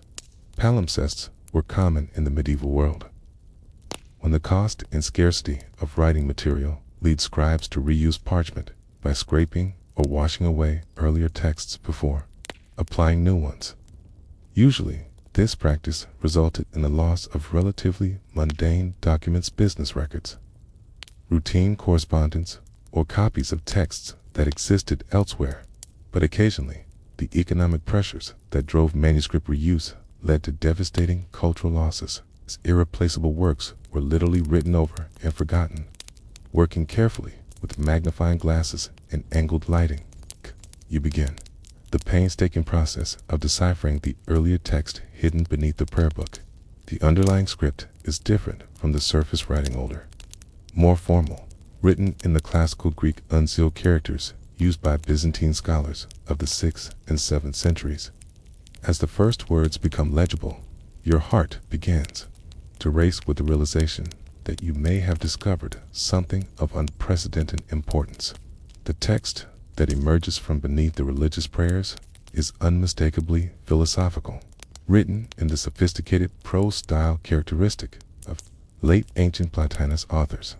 But more than that, the content itself appears to be genuinely original, containing arguments and insights that do not appear in any known surviving work. Page by page, you uncover what seems to be a previously unknown commentary on Plato's Parmenides, one of the most challenging and important dialogues in the entire philosophical corpus. The author of this hidden text demonstrates a sophistication of thought that places him among the greatest philosophers of the late ancient period. His analysis of Plato's metaphysical arguments shows both profound understanding of the original texts and genuine originality in developing their implications. The commentary addresses questions about the nature of being, the relationship between unity and multiplicity, and the structure of reality itself with a depth and precision that rivals the work of known figures like Proclus and Damascus. As you continue your careful work of revelation, the magnitude of what has been lost becomes increasingly apparent. This commentary, written by an unknown philosopher of extraordinary ability, represents a tradition of Platonic scholarship that was far richer and more sophisticated than previously imagined. The author cites numerous works that are completely unknown to modern scholarship, suggesting an entire library of philosophical texts that vanished when the classical schools were finally suppressed. The irony of the situation strikes you with particular force. Here, in a Christian monastery dedicated to preserving religious wisdom, lies hidden one of the most sophisticated products of the pagan philosophical tradition that Christianity supposedly replaced. The medieval scribes who created this palimpsest saw no value in the philosophical text they were destroying, viewing it merely as expensive parchment that could be recycled for their devotional purposes. Yet, the work they obliterated may have contained insights that could have advanced human understanding by centuries, working with chemical treatments that make the underlying ink more visible. You begin to appreciate the full scope of the hidden manuscript. The commentary extends to well over 200 pages, making it one of the most substantial philosophical works to survive from the late ancient period. The author's method is systematic and thorough, proceeding through Plato's dialogue section by section, while developing his own metaphysical theories with remarkable consistency and logical rigor. One particularly striking aspect of the hidden text is its discussion of mathematical concepts in relation to Platonic metaphysics.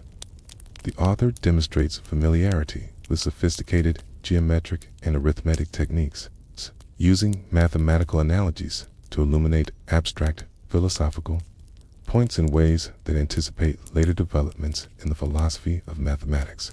His integration of mathematical and metaphysical thinking suggests connections between different intellectual traditions that were previously unsuspected.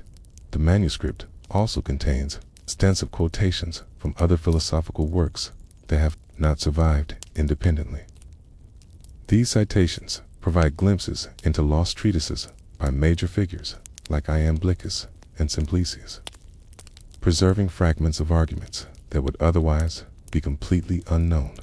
In some cases, the quotations are substantial enough to reconstruct entire chains of reasoning from works that existed only as titles in medieval library catalogs. Perhaps most intriguingly, the hidden text includes references to philosophical schools and traditions that are otherwise completely unknown to modern scholarship. The author mentions debates with followers of a certain Eusebius of Antioch, a philosopher whose very existence was previously unsuspected. He describes visiting philosophical schools in cities throughout the Eastern Mediterranean, painting a picture of intellectual activity that continued long after the supposed end of classical philosophy.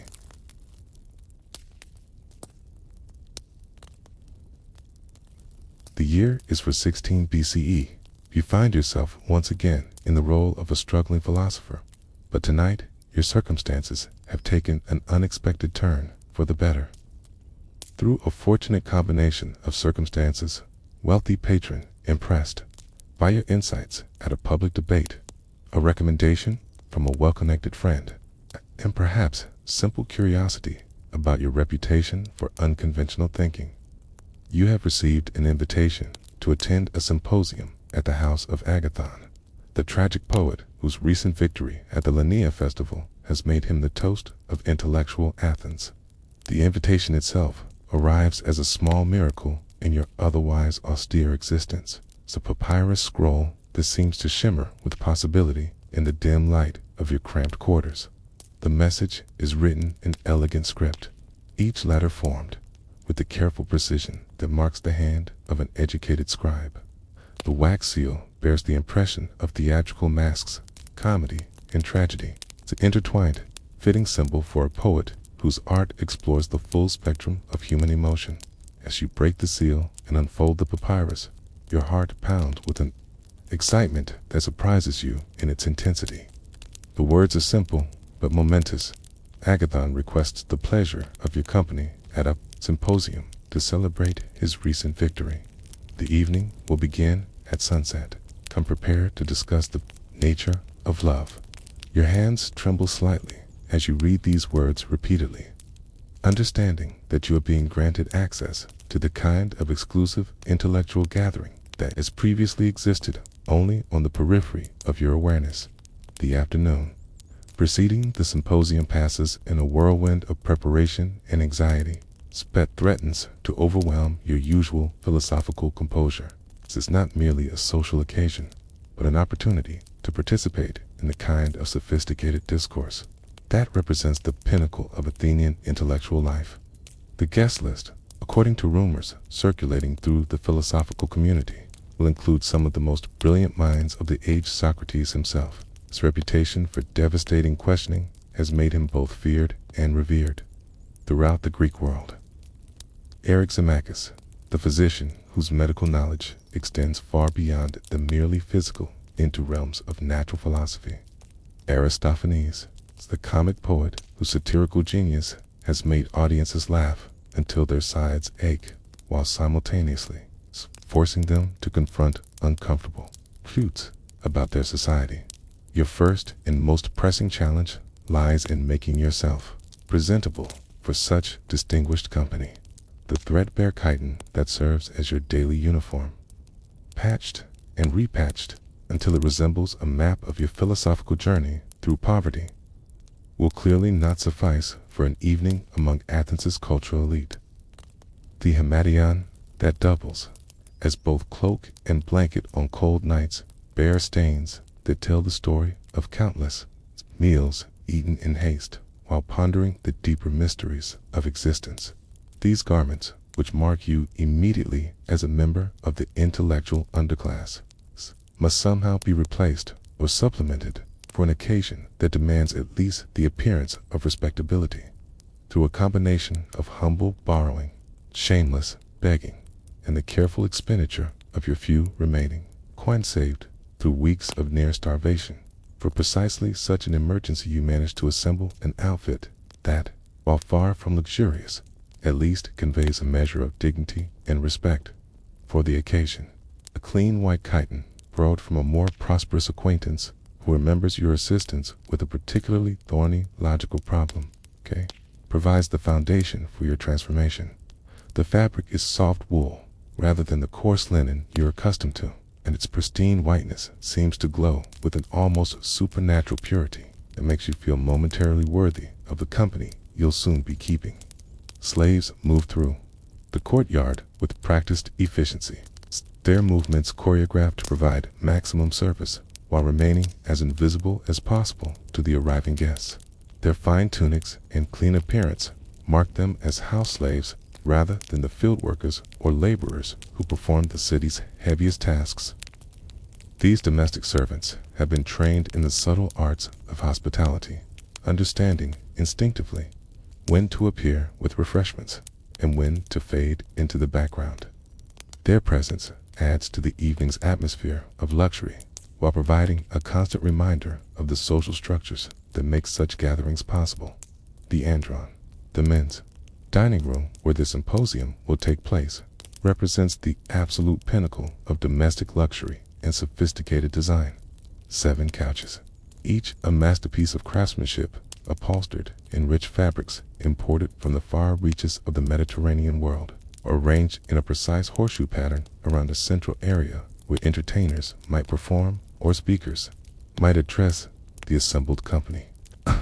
The arrangement is both practical and symbolic, creating intimacy while maintaining the formal structure necessary for serious intellectual discourse.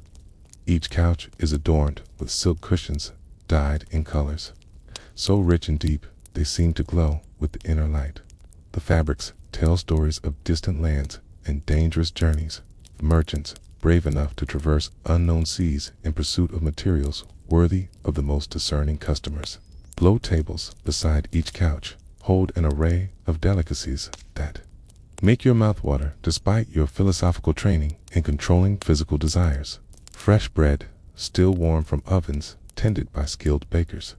Olives marinated in herbs and oil that speak of careful cultivation and patient preparation.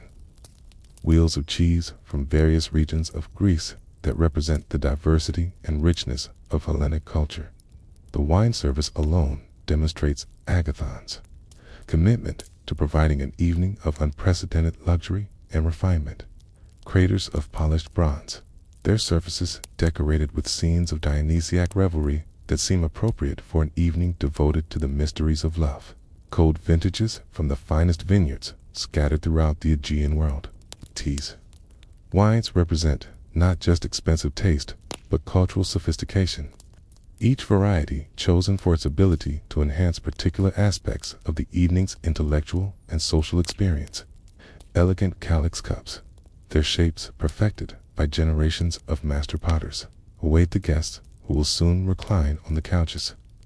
While engaging in the kind of discourse that justifies the expense and effort required to create such a setting, the other guests begin to arrive in the gathering dusk. You position yourself discreetly near one of the carved columns, observing the social dynamics that govern these elite gatherings while trying to calm the nervous excitement that threatens to overwhelm your philosophical composure. The contrast between your own anxious anticipation and the casual confidence of the regular symposium attendees is stark and somewhat humbling. These men move through the luxurious space with the easy familiarity of those who have never known want, their conversation sparkling with the kind of effortless wit that comes from years of practice in such refined company. The wine begins to have its traditional effect as the evening settles into its proper rhythm, loosening tongues and sharpening wit while creating that delicate atmosphere of relaxed intensity that characterizes the finest symposiums.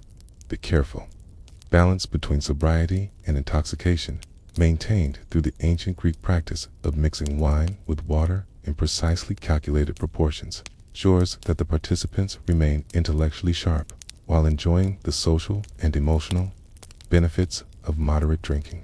The result is a state of mind uniquely conducive to philosophical explorations, serious enough for rigorous thinking, relaxed enough for creative insight, intimate enough for genuine self-revelation.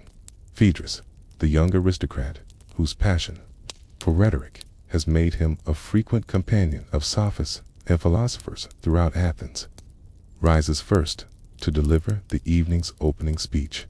His youth and earnestness provide a charming contrast to the sophisticated irony that typically characterizes such gatherings, and his obvious preparation for this moment reflects the seriousness with which the younger generation approaches intellectual discourse.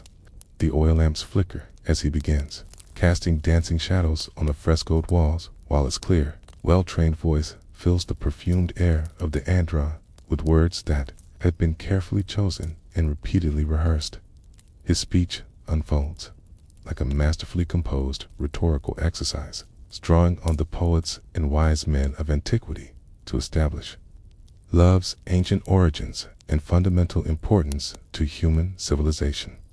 Phaedrus argues with genuine conviction that Eros stands among the oldest of the gods, citing Hesiod's venerable theogony as evidence that love emerged from primordial chaos to bring order and beauty to the universe.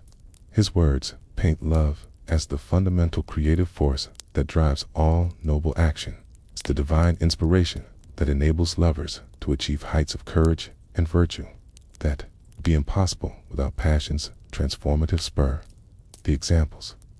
He chooses to reveal both the depth of his classical education and his somewhat romanticized view of heroic culture that comes from reading epic poetry without experiencing war's harsh realities. Alcestis, who willingly died to save her husband Amytas from an untimely fate, exemplifies the self-sacrifice that love inspires in those touched by its divine madness. Achilles, who chose a glorious death to avenge his beloved Patroclus, rather than accepting a long life of inglorious obscurity, demonstrates how passion transforms ordinary mortals into legendary heroes whose names echo through the ages. Orpheus, whose music moved stones and tamed wild beasts in his desperate quest to retrieve Eurydice from death's dark realm, shows love's power to transcend even the natural order that governs mortality itself.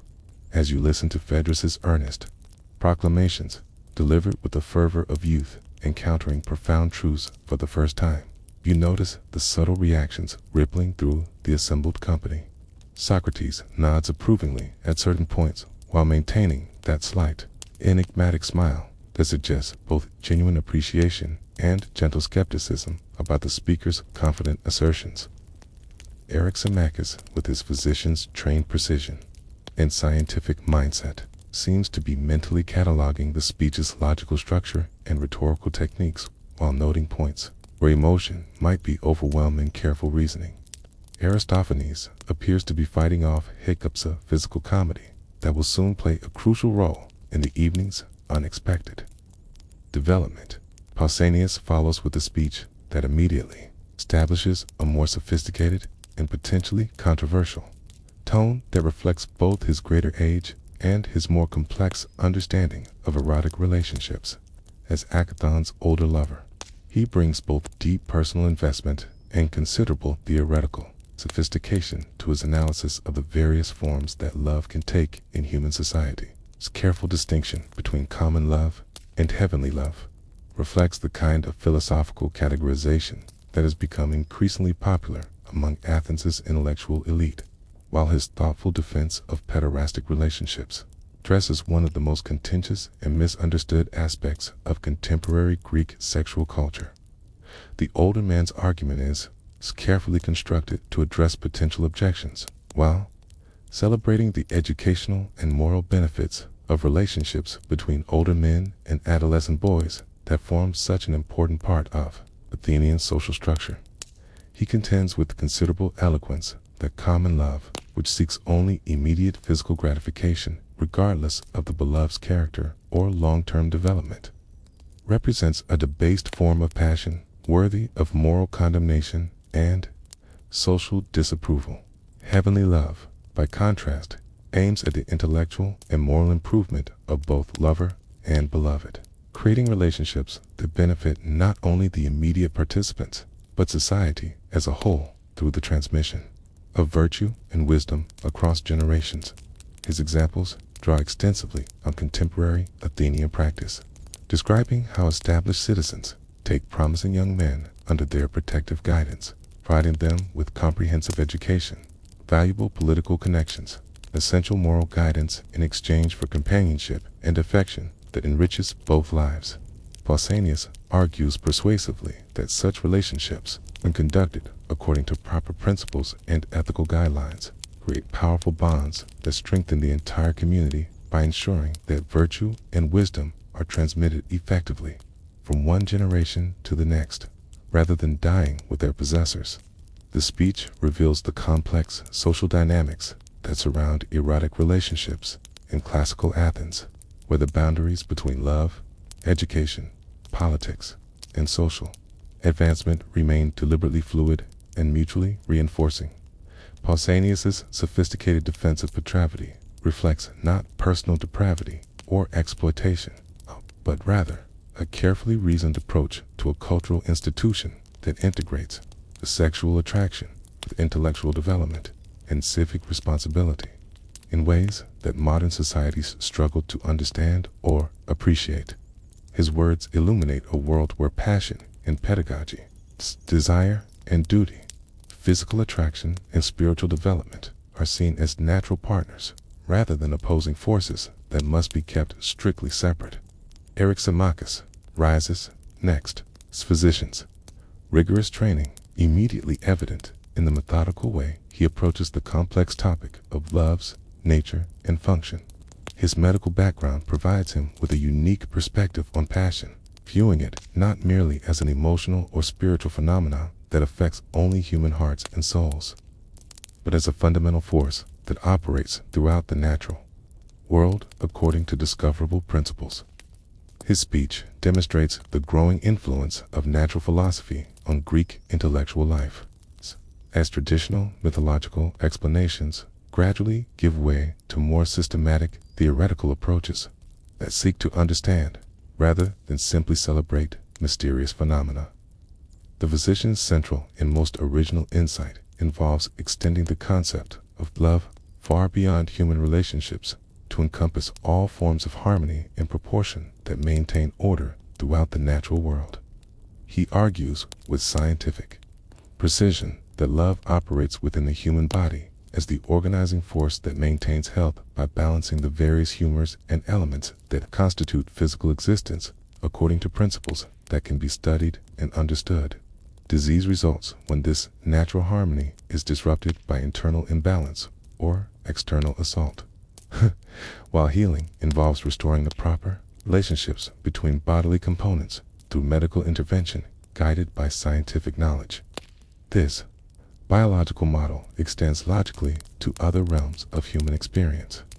As Ximachus describes with growing enthusiasm, how love governs musical harmony through mathematical relationships between notes, astronomical movements through gravitational attraction between celestial bodies, and even meteorological phenomena through the interaction of opposing forces in the atmosphere.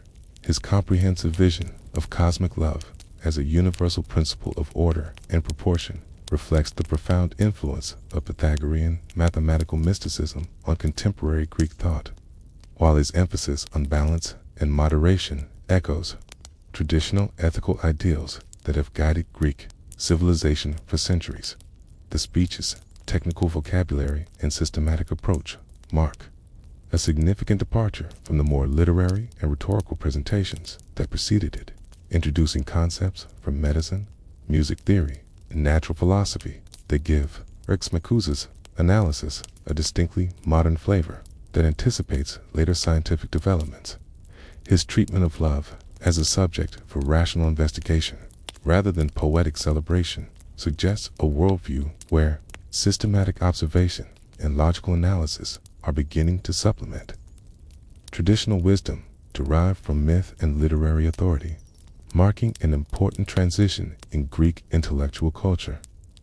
Aristophanes struggles to his feet with obvious effort, still battling the persistent hiccups that have plagued him throughout the earlier speeches and providing an unexpectedly comic prelude to what proves to be the evening's most imaginative and emotionally resonant contribution.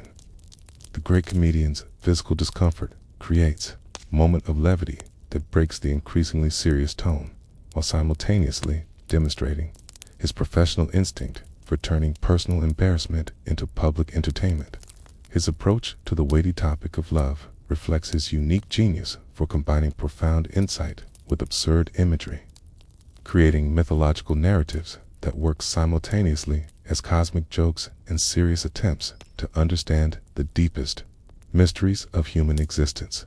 His famous and influential story of the original human's extraordinary creatures with 4 arms, 4 legs, and 2 faces, who were split in half by Zeus as punishment for their dangerous pride and ambition, provides a mythological explanation for the desperate intensity of human longing that resonates powerfully with everyone who has experienced the seemingly irrational search for their perfect complement.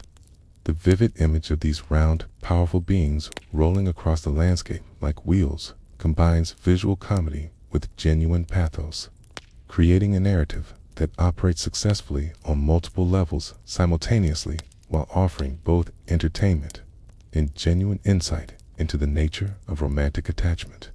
The speech's rhetorical climax involves love's fundamental role as the ultimate source of all human creativity and cultural achievement that distinguishes civilized life from barbarism.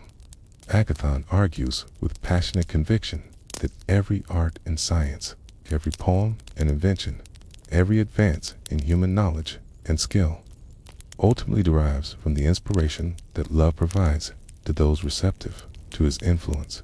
Without passion's transformative spur, humanity would remain trapped forever in primitive barbarism, lacking the motivation to create beauty, truth, or establish just institutions that make civilized life possible and worthwhile. This celebration of love as the essential foundation of all civilization reflects the optimistic humanism that characterizes the best of classical Greek thought and distinguishes it from more pessimistic worldviews. Agathon's inspiring vision suggests that human culture represents not a dangerous departure from natural simplicity, but rather nature's highest and most appropriate fulfillment. The inevitable point where natural passion becomes refined through reason into art, philosophy, and political wisdom. His eloquent words paint love as the crucial bridge between the animal and the divine realms, the transformative force that elevates humanity to its proper place in the cosmic order, while maintaining central connections to both physical nature and spiritual aspiration. As Agathon concludes his elegant and moving performance, too, appreciative murmurs and applause from the assembled company. The atmosphere in the luxurious andron shifts subtly in anticipation of Socrates' inevitable contribution to the evening's exploration. The old philosopher's well-established reputation for deflating pompous speeches and exposing hidden assumptions through relentless questioning has preceded him into every gathering, and everyone present understands intuitively that his approach will likely differ dramatically from the celebratory tone that has characterized the evening's discourse thus far. Your own anticipation builds steadily as you realize that your own turn will come soon after. Socrates delivers whatever philosophical bombshell he has been preparing during his characteristic silence. The speeches you have heard represent a fascinating and comprehensive range of approaches to love's complex nature, rhetorical, scientific, mythological, and aesthetic perspectives that have illuminated different aspects of erotic experience, while revealing the intellectual priorities and cultural assumptions of their respective presenters. The challenge that now faces you lies in finding an approach that will add something genuinely meaningful to this distinguished company's sophisticated exploration of passion's enduring mysteries without embarrassing yourself or disappointing your generous host's evident confidence in your philosophical abilities. Socrates rises from his couch with the deliberate slowness that characterizes all his movements, each gesture seeming to carry the weight of 70 years spent in careful observation of human nature and relentless pursuit of wisdom. His stocky frame casts a distinctive shadow in the flickering lamplight, a silhouette that has become familiar to every citizen of Athens who frequents the agora or participates in public discourse. The conversation in the room dies away gradually, as all attention focuses on the philosopher whose reputation for intellectual demolition has made him, simultaneously, the most sought-after and most feared guest at Athenian symposiums. A man whose presence guarantees that comfortable assumptions will be challenged and hidden, contradictions exposed.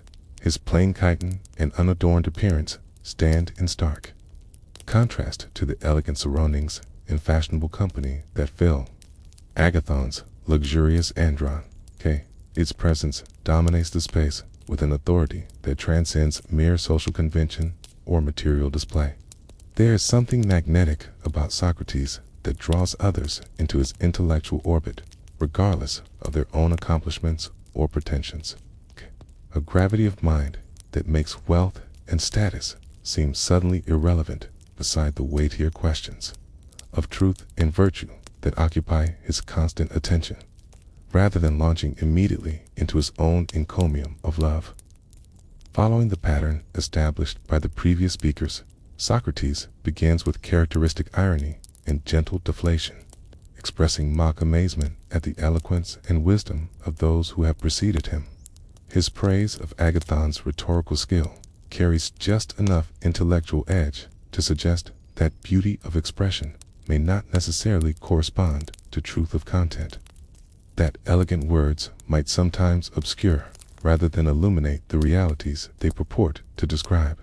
This subtle undermining of the evening's celebratory mood signals his intention to subject the entire topic of love to the kind of rigorous examination that has made his name synonymous with philosophical inquiry throughout the Greek world. Philosopher's method unfolds with the relentless, logical precision that has made him both famous and notorious among those who value comfortable certainties over uncomfortable truths. Through a carefully crafted series of questions, delivered with the deceptive gentleness of a physician probing a sensitive wound, he leaves the confident Agathon to acknowledge a fundamental contradiction in his elegant speech. Love, as desire, must necessarily lack what it seeks, then it cannot simultaneously possess the beauty, wisdom, and goodness that Agathon has attributed to it.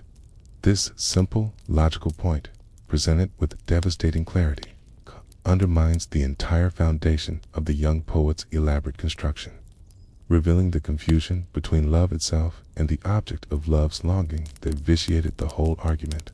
Rather than reveling in this intellectual victory or using it to humiliate his host, Socrates employs the moment of confusion as a starting point for more constructive analysis, with characteristic humility that may or may not be entirely genuine. He disclaims personal expertise in matters of love while relating a conversation with Diotima, a wise woman from Antiochia who supposedly taught him everything he knows about erotic mysteries. This attribution of his wisdom to a female teacher serves multiple functions within the evening's discourse.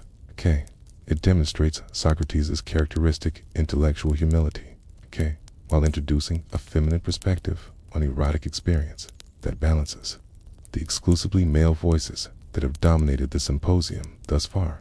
Diotima's teaching is reported by Socrates with the careful precision of a devoted student. Kant presents love as neither God nor mortal, but as something entirely new in the evening's taxonomia daimon, an intermediary being who serves as messenger between the human and divine realms. This metaphysical innovation resolves the logical contradictions that plagued earlier speeches by positioning love as eternally seeking rather than eternally possessing, as the dynamic force that drives all aspiration rather than the static perfection that terminates desire. Love becomes the cosmic principle that motivates the soul's journey from ignorance to wisdom, from mortal limitation to divine understanding, from the partial truths accessible to human reason toward the absolute truth that transcends ordinary comprehension. The most profound and transformative aspect of Diotima's doctrine involves her famous description of love's ladder, the progressive ascent from physical attraction to spiritual enlightenment that constitutes the philosopher's proper education and the soul's natural development, beginning with the love of one beautiful body, which awakens the soul to beauty's existence and power. The properly guided lover gradually learns to appreciate beauty in all bodies, recognizing the universal principle that particular instances merely exemplify. From there, the ascent continues to beauty of soul over beauty of form, then to the beauty embodied in institutions and laws that govern human communities, then to the beauty of knowledge itself as it illuminates the structure of reality, until finally achieving direct vision of beauty itself, eternal, unchanging, perfect, and utterly transcendent. This philosophical erotics transforms the entire evening's discussion by suggesting that physical passion, properly understood and skillfully guided, serves as the first step toward ultimate reality rather than an obstacle to spiritual development. Rather than opposing transcendent vision, erotic attraction becomes its foundation and primary motivation. The natural energy that can be channeled toward increasingly refined forms of appreciation and understanding. The lover who truly comprehends his experience will use it as a springboard to higher forms of beauty, ultimately transcending the personal and particular to achieve communion with the eternal principles that govern all existence. As Socrates develops this revolutionary theme with growing intensity and eloquence, you find yourself deeply moved by both the intellectual sophistication of the argument and its practical implications for philosophical life. Here is a vision that dignifies even the most humble erotic experience by connecting it meaningfully to humanity's highest aspirations, while simultaneously challenging lovers to move beyond mere possession and enjoyment toward genuine understanding and spiritual transformation. The traditional opposition between bodily pleasure and spiritual development dissolves in favor of a dynamic relationship where physical attraction serves as the starting point for an ascent that culminates in philosophical enlightenment. The philosopher's detailed account of the ascent to absolute beauty provides a compelling alternative to the various celebrations and analyses that preceded it throughout the evening, where others have treated love as either unqualified blessing or problem to be solved through rational management. Socrates presents it as the fundamental drive toward truth that makes philosophy itself possible and necessary. His words suggest that the proper response to erotic attraction is neither indulgence nor suppression, but rather careful attention to the metaphysical insights that passionate experience can provide to those prepared to learn from their own deepest longings. Diotima's teaching also addresses directly the question of love's creative power that figured prominently in several earlier speeches, particularly Agathon's celebration of Eros as the source of all artistic and cultural achievement. According to her sophisticated analysis, all souls are naturally pregnant with ideas and insights that seek expression through union with beauty in its various forms. Physical procreation represents the lowest and most elementary form of this creative drive, producing new bodies that will themselves age and die. Spiritual procreation, the generation of ideas, institutions, and artistic works that transcend individual mortality, represents its higher and more valuable manifestations, creating lasting contributions to human civilization. The greatest lovers, those who have progressed furthest up the ladder of beauty, become pregnant with wisdom itself, giving birth to philosophical insights that benefit all humanity rather than just their immediate offspring. This biological metaphor for intellectual creativity provides a fascinating counterpoint to the masculine perspectives that have dominated the evening's discussion, introducing feminine imagery of pregnancy and birth into what might otherwise remain an exclusively male discourse about power, possession, and achievement. As Socrates reaches the climax of his reported conversation with Diotima, describing the soul's final vision of beauty itself in language that approaches mystical rapture while maintaining philosophical precision, the evening's intellectual development seems to reach its natural and satisfying conclusion. The progression from Phaedrus' simple celebration through various, increasingly sophisticated analysis to Socrates' transcendent vision has created a philosophical journey that mirrors the very ascent that Diotima describes, taking the symposium's participants from conventional opinions toward genuine understanding of love's true nature and ultimate significance. But just as the company settles its contemplative appreciation of this philosophical achievement, preparing, perhaps, for the kind of reflective discussion that typically follows such profound presentations, the evening's carefully orchestrated development faces dramatic and unexpected disruption. The sound of raucous voices and drunken laughter from the courtyard announces the arrival of uninvited guests, and within moments, the symposium's refined atmosphere is shattered by the boisterous entrance of Alcibiades and his intoxicated companions, bringing with them the chaotic energy of a different kind of celebration entirely. The young aristocrat's arrival creates an immediate sensation that transforms the evening's entire character in ways that no one could have anticipated. His extraordinary beauty, legendary even in a city famous for producing handsome men, is enhanced tonight by the ivy crown that marks him as fresh from another symposium or religious festival. His obvious intoxication, far beyond the carefully controlled level maintained by Agathon's guests, and his larger-than-life personality bring a note of dangerous unpredictability to what had been a controlled intellectual exercise. The contrast between his Dionysiac energy and the Apollonian restraint that has governed the symposium thus far creates a tension that electrifies the room and threatens to overwhelm the philosophical achievements of the preceding hours. Alcibiades' immediate demand to be made symposiarch master of the drinking and director of the evening's entertainment presents far more than simple party protocol or drunken presumption. His assumption of authority over the evening's proceedings signals a fundamental shift from philosophical discourse to personal revelation, from abstract analysis conducted at safe intellectual distance to concrete testimony that threatens to expose the private realities that lie behind the evening's public philosophy.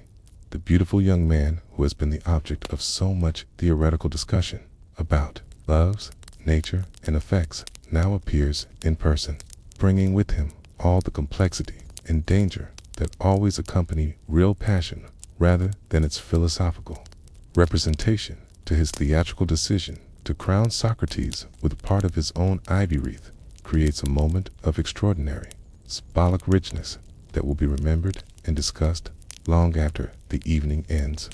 The gesture simultaneously honors the philosopher as the evening's undisputed intellectual victor, while establishing a personal connection that hints at the complex relationship between the two men, student, older lover, and beautiful beloved, wisdom and beauty, restraint and excess, the image of the old, physically unappealing philosopher, wearing the crown that had adorned the head of Athens' most beautiful citizen, embodies perfectly the paradoxes that Socrates' teaching has explored throughout the evening. When Alcibiades proposes to deliver his own speech, not in praise of love, according to the evening's established theme, but in praise of Socrates himself, the symposium's focus shifts decisively from theoretical exploration to intensely personal confession.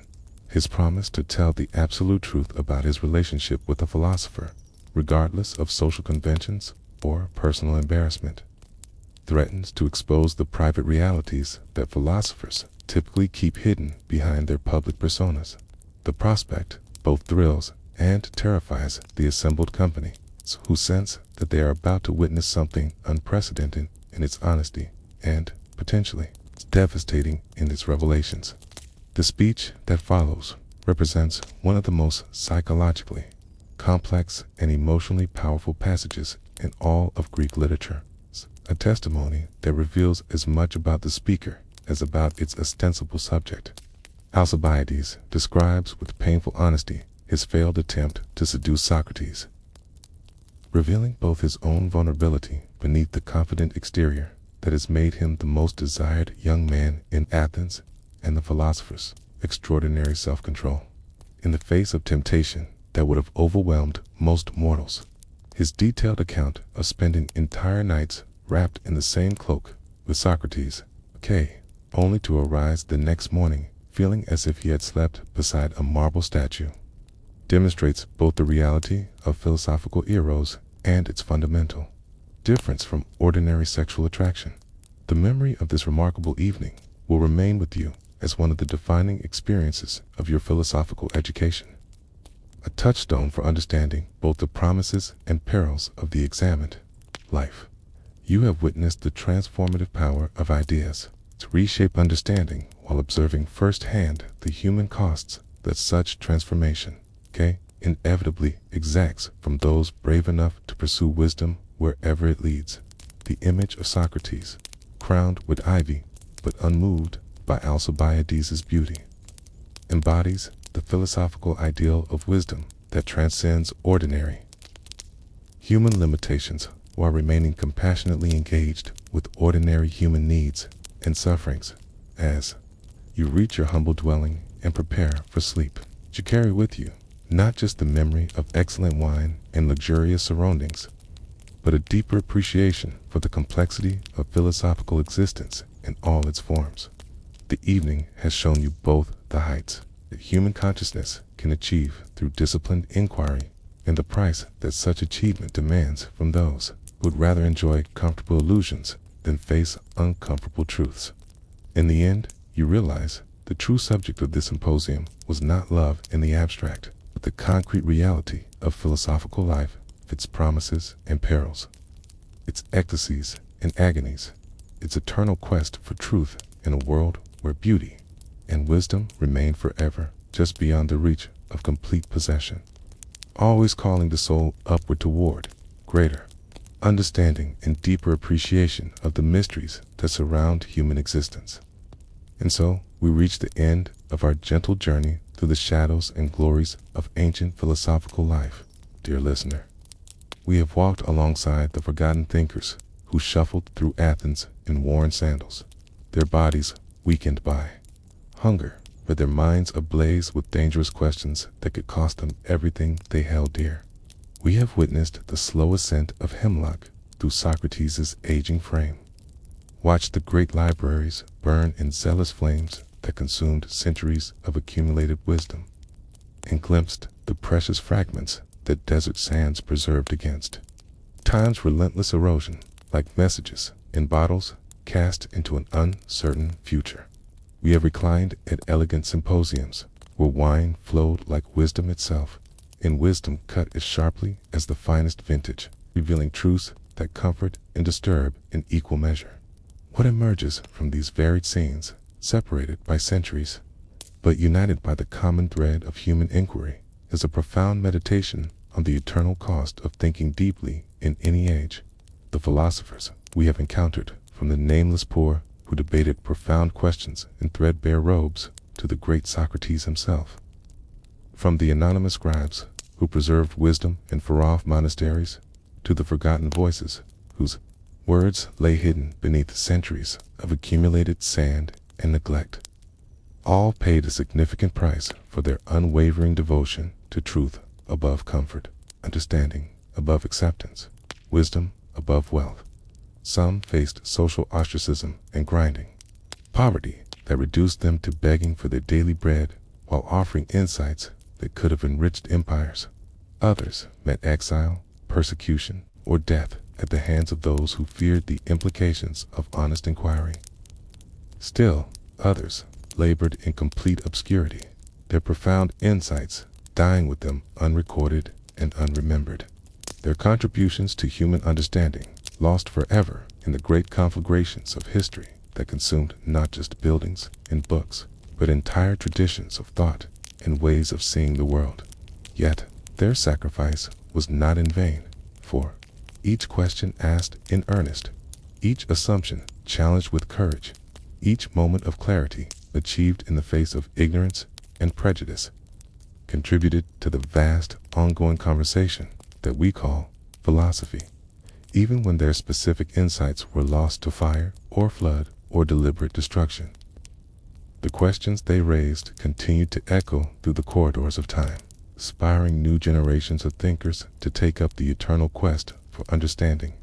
Even when their names were forgotten and their works reduced to ash, their spirit of inquiry lived on in the minds they had touched, however briefly, creating ripples of influence that spread far beyond their original source.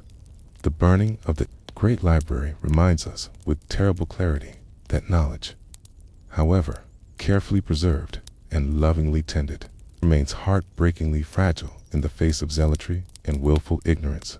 The papyrus fragments emerging from Egyptian sands after 15 centuries of burial teach us that wisdom sometimes survives in the most unexpected places, waiting with infinite patience for rediscovery by those prepared to recognize its value. The palimpsests hidden beneath medieval prayers show us that truth often lies layered beneath the surface of things, requiring patient effort and careful investigation to reveal its presence to those willing to look beyond obvious appearances. Most profoundly, perhaps, the symposium at Athens' magnificent house demonstrates that philosophical inquiry, at its very best, transforms not just intellectual understanding, but the very souls of those who engage in it with complete seriousness and genuine commitment. The progression from simple celebration to transcendent vision, from abstract theory conducted at safe distance to intensely personal confession that exposes the heart's deepest secrets, mirrors the journey that every genuine seeker must undertake. The difficult passage from comfortable certainty through the desert of doubt to a wisdom that remains always provisional, always open to deeper questioning, always aware of how much remains unknown. The stark contrast between the material poverty of ancient philosophers and the incredible wealth of their intellectual legacy speaks to something eternal and unchanging. In human nature, the recognition that material comfort, however desirable and pleasant, cannot satisfy the deepest hungers of consciousness that arise whenever thinking beings contemplate their place in the vast mystery of existence. The questions that kept Socrates awake at night, that drove unknown thinkers to debate in public squares despite social rejection and physical hardship, that motivated scribes to preserve precious texts in hidden jars against an uncertain future. These same fundamental questions continue to arise in every generation, demanding fresh responses that no previous age can provide definitively. The persecution of philosophical questioning that we witnessed in Socrates' trial echoes through history with depressing regularity, reminding us that the freedom to think deeply and speak truthfully remains a precious and precarious achievement that must be defended anew in every age. Every generation produces its own forms of intellectual orthodoxy, its own subtle or overt pressures toward conformity, its own punishments for those who dare to ask uncomfortable questions that challenge established authority or conventional wisdom. The hemlock may be replaced by subtler poisons: social ostracism, professional destruction, simple indifference, but the essential tension between truth-seeking and social stability persists across centuries and cultures with remarkable consistency. Yet, we have also seen, in story after story, that ideas once properly planted in human consciousness prove remarkably difficult to kill, no matter how determined the effort to eliminate them. The very fact that we know about Socrates' death, that we can still read Plato's dialogues after more than 2 millennia, that fragments of lost wisdom continue to emerge from ancient ruins like phoenix from ashes, testifies to philosophy's ultimate victory over its persecutors. Time, the great destroyer that reduces marble to dust and empires to memory, becomes also the great revealer, gradually separating the lasting from the temporary, the profound from the merely fashionable, the eternal questions from their ephemeral answers as we settle back into the comfort of our modern world, with its electric lights banishing the darkness that our ancient philosophers knew so intimately, with its instant communication connecting minds across vast distances, with its accumulated knowledge preserved in countless copies and formats. You might pause to reflect carefully on what their struggles and sacrifices mean for our own time and circumstances. We possess freedoms of thought and expression that they could hardly have imagined in their boldest dreams. Yet, we face our own subtle pressures toward intellectual conformity that can be just as effective as ancient persecution in silencing dissenting voices. We have access to information that would have seemed miraculous to scholars laboring by oil lamps in ancient libraries. Yet, we often lack the patience, discipline, and sustained attention that their circumstances both demanded and cultivated. We can communicate instantly with fellow seekers around the globe, yet we sometimes struggle to achieve the kind of deep, transformative conversation that characterized the best ancient symposiums. Our material abundance frees us from the grinding poverty that plagued so many ancient thinkers. Yet, it can also insulate us from the existential urgency that drove their most profound insights. The poor philosopher, debating in threadbare robes, driven by pure passion for wisdom despite hunger and social rejection, challenges our contemporary assumptions about what truly matters in a well-lived life. His example suggests that intellectual integrity and genuine inquiry represent forms of wealth that cannot be measured in conventional terms, riches that poverty cannot touch and prosperity cannot guarantee. His willingness to endure material hardship for the sake of truth reveals possibilities for human fulfillment that our comfort-focused age sometimes forgets in its pursuit of security and pleasure. Socrates' serene acceptance of death rather than compromise of principle offers a model of philosophical courage that remains powerfully relevant whenever truth conflicts with power, whenever intellectual honesty threatens established interests, whenever the pursuit of wisdom demands personal sacrifice. His example demonstrates that some good intellectual honesty, moral integrity, the pursuit of wisdom justify even ultimate sacrifice because they represent the essence of what makes human life worth living. His final conversations, conducted in the shadow of approaching death, show philosophy at its most essential, stripped of academic pretension and social ornament, reduced to its core function of helping human beings live well in the face of uncertainty, suffering, and mortality. The fragments rescued from desert sands remind us that much of what seems permanently lost may yet return to enrich human understanding in ways we cannot anticipate. They encourage patience in the face of apparent ignorance, hope despite temporary defeats, faith that the conversation begun by ancient philosophers continues still.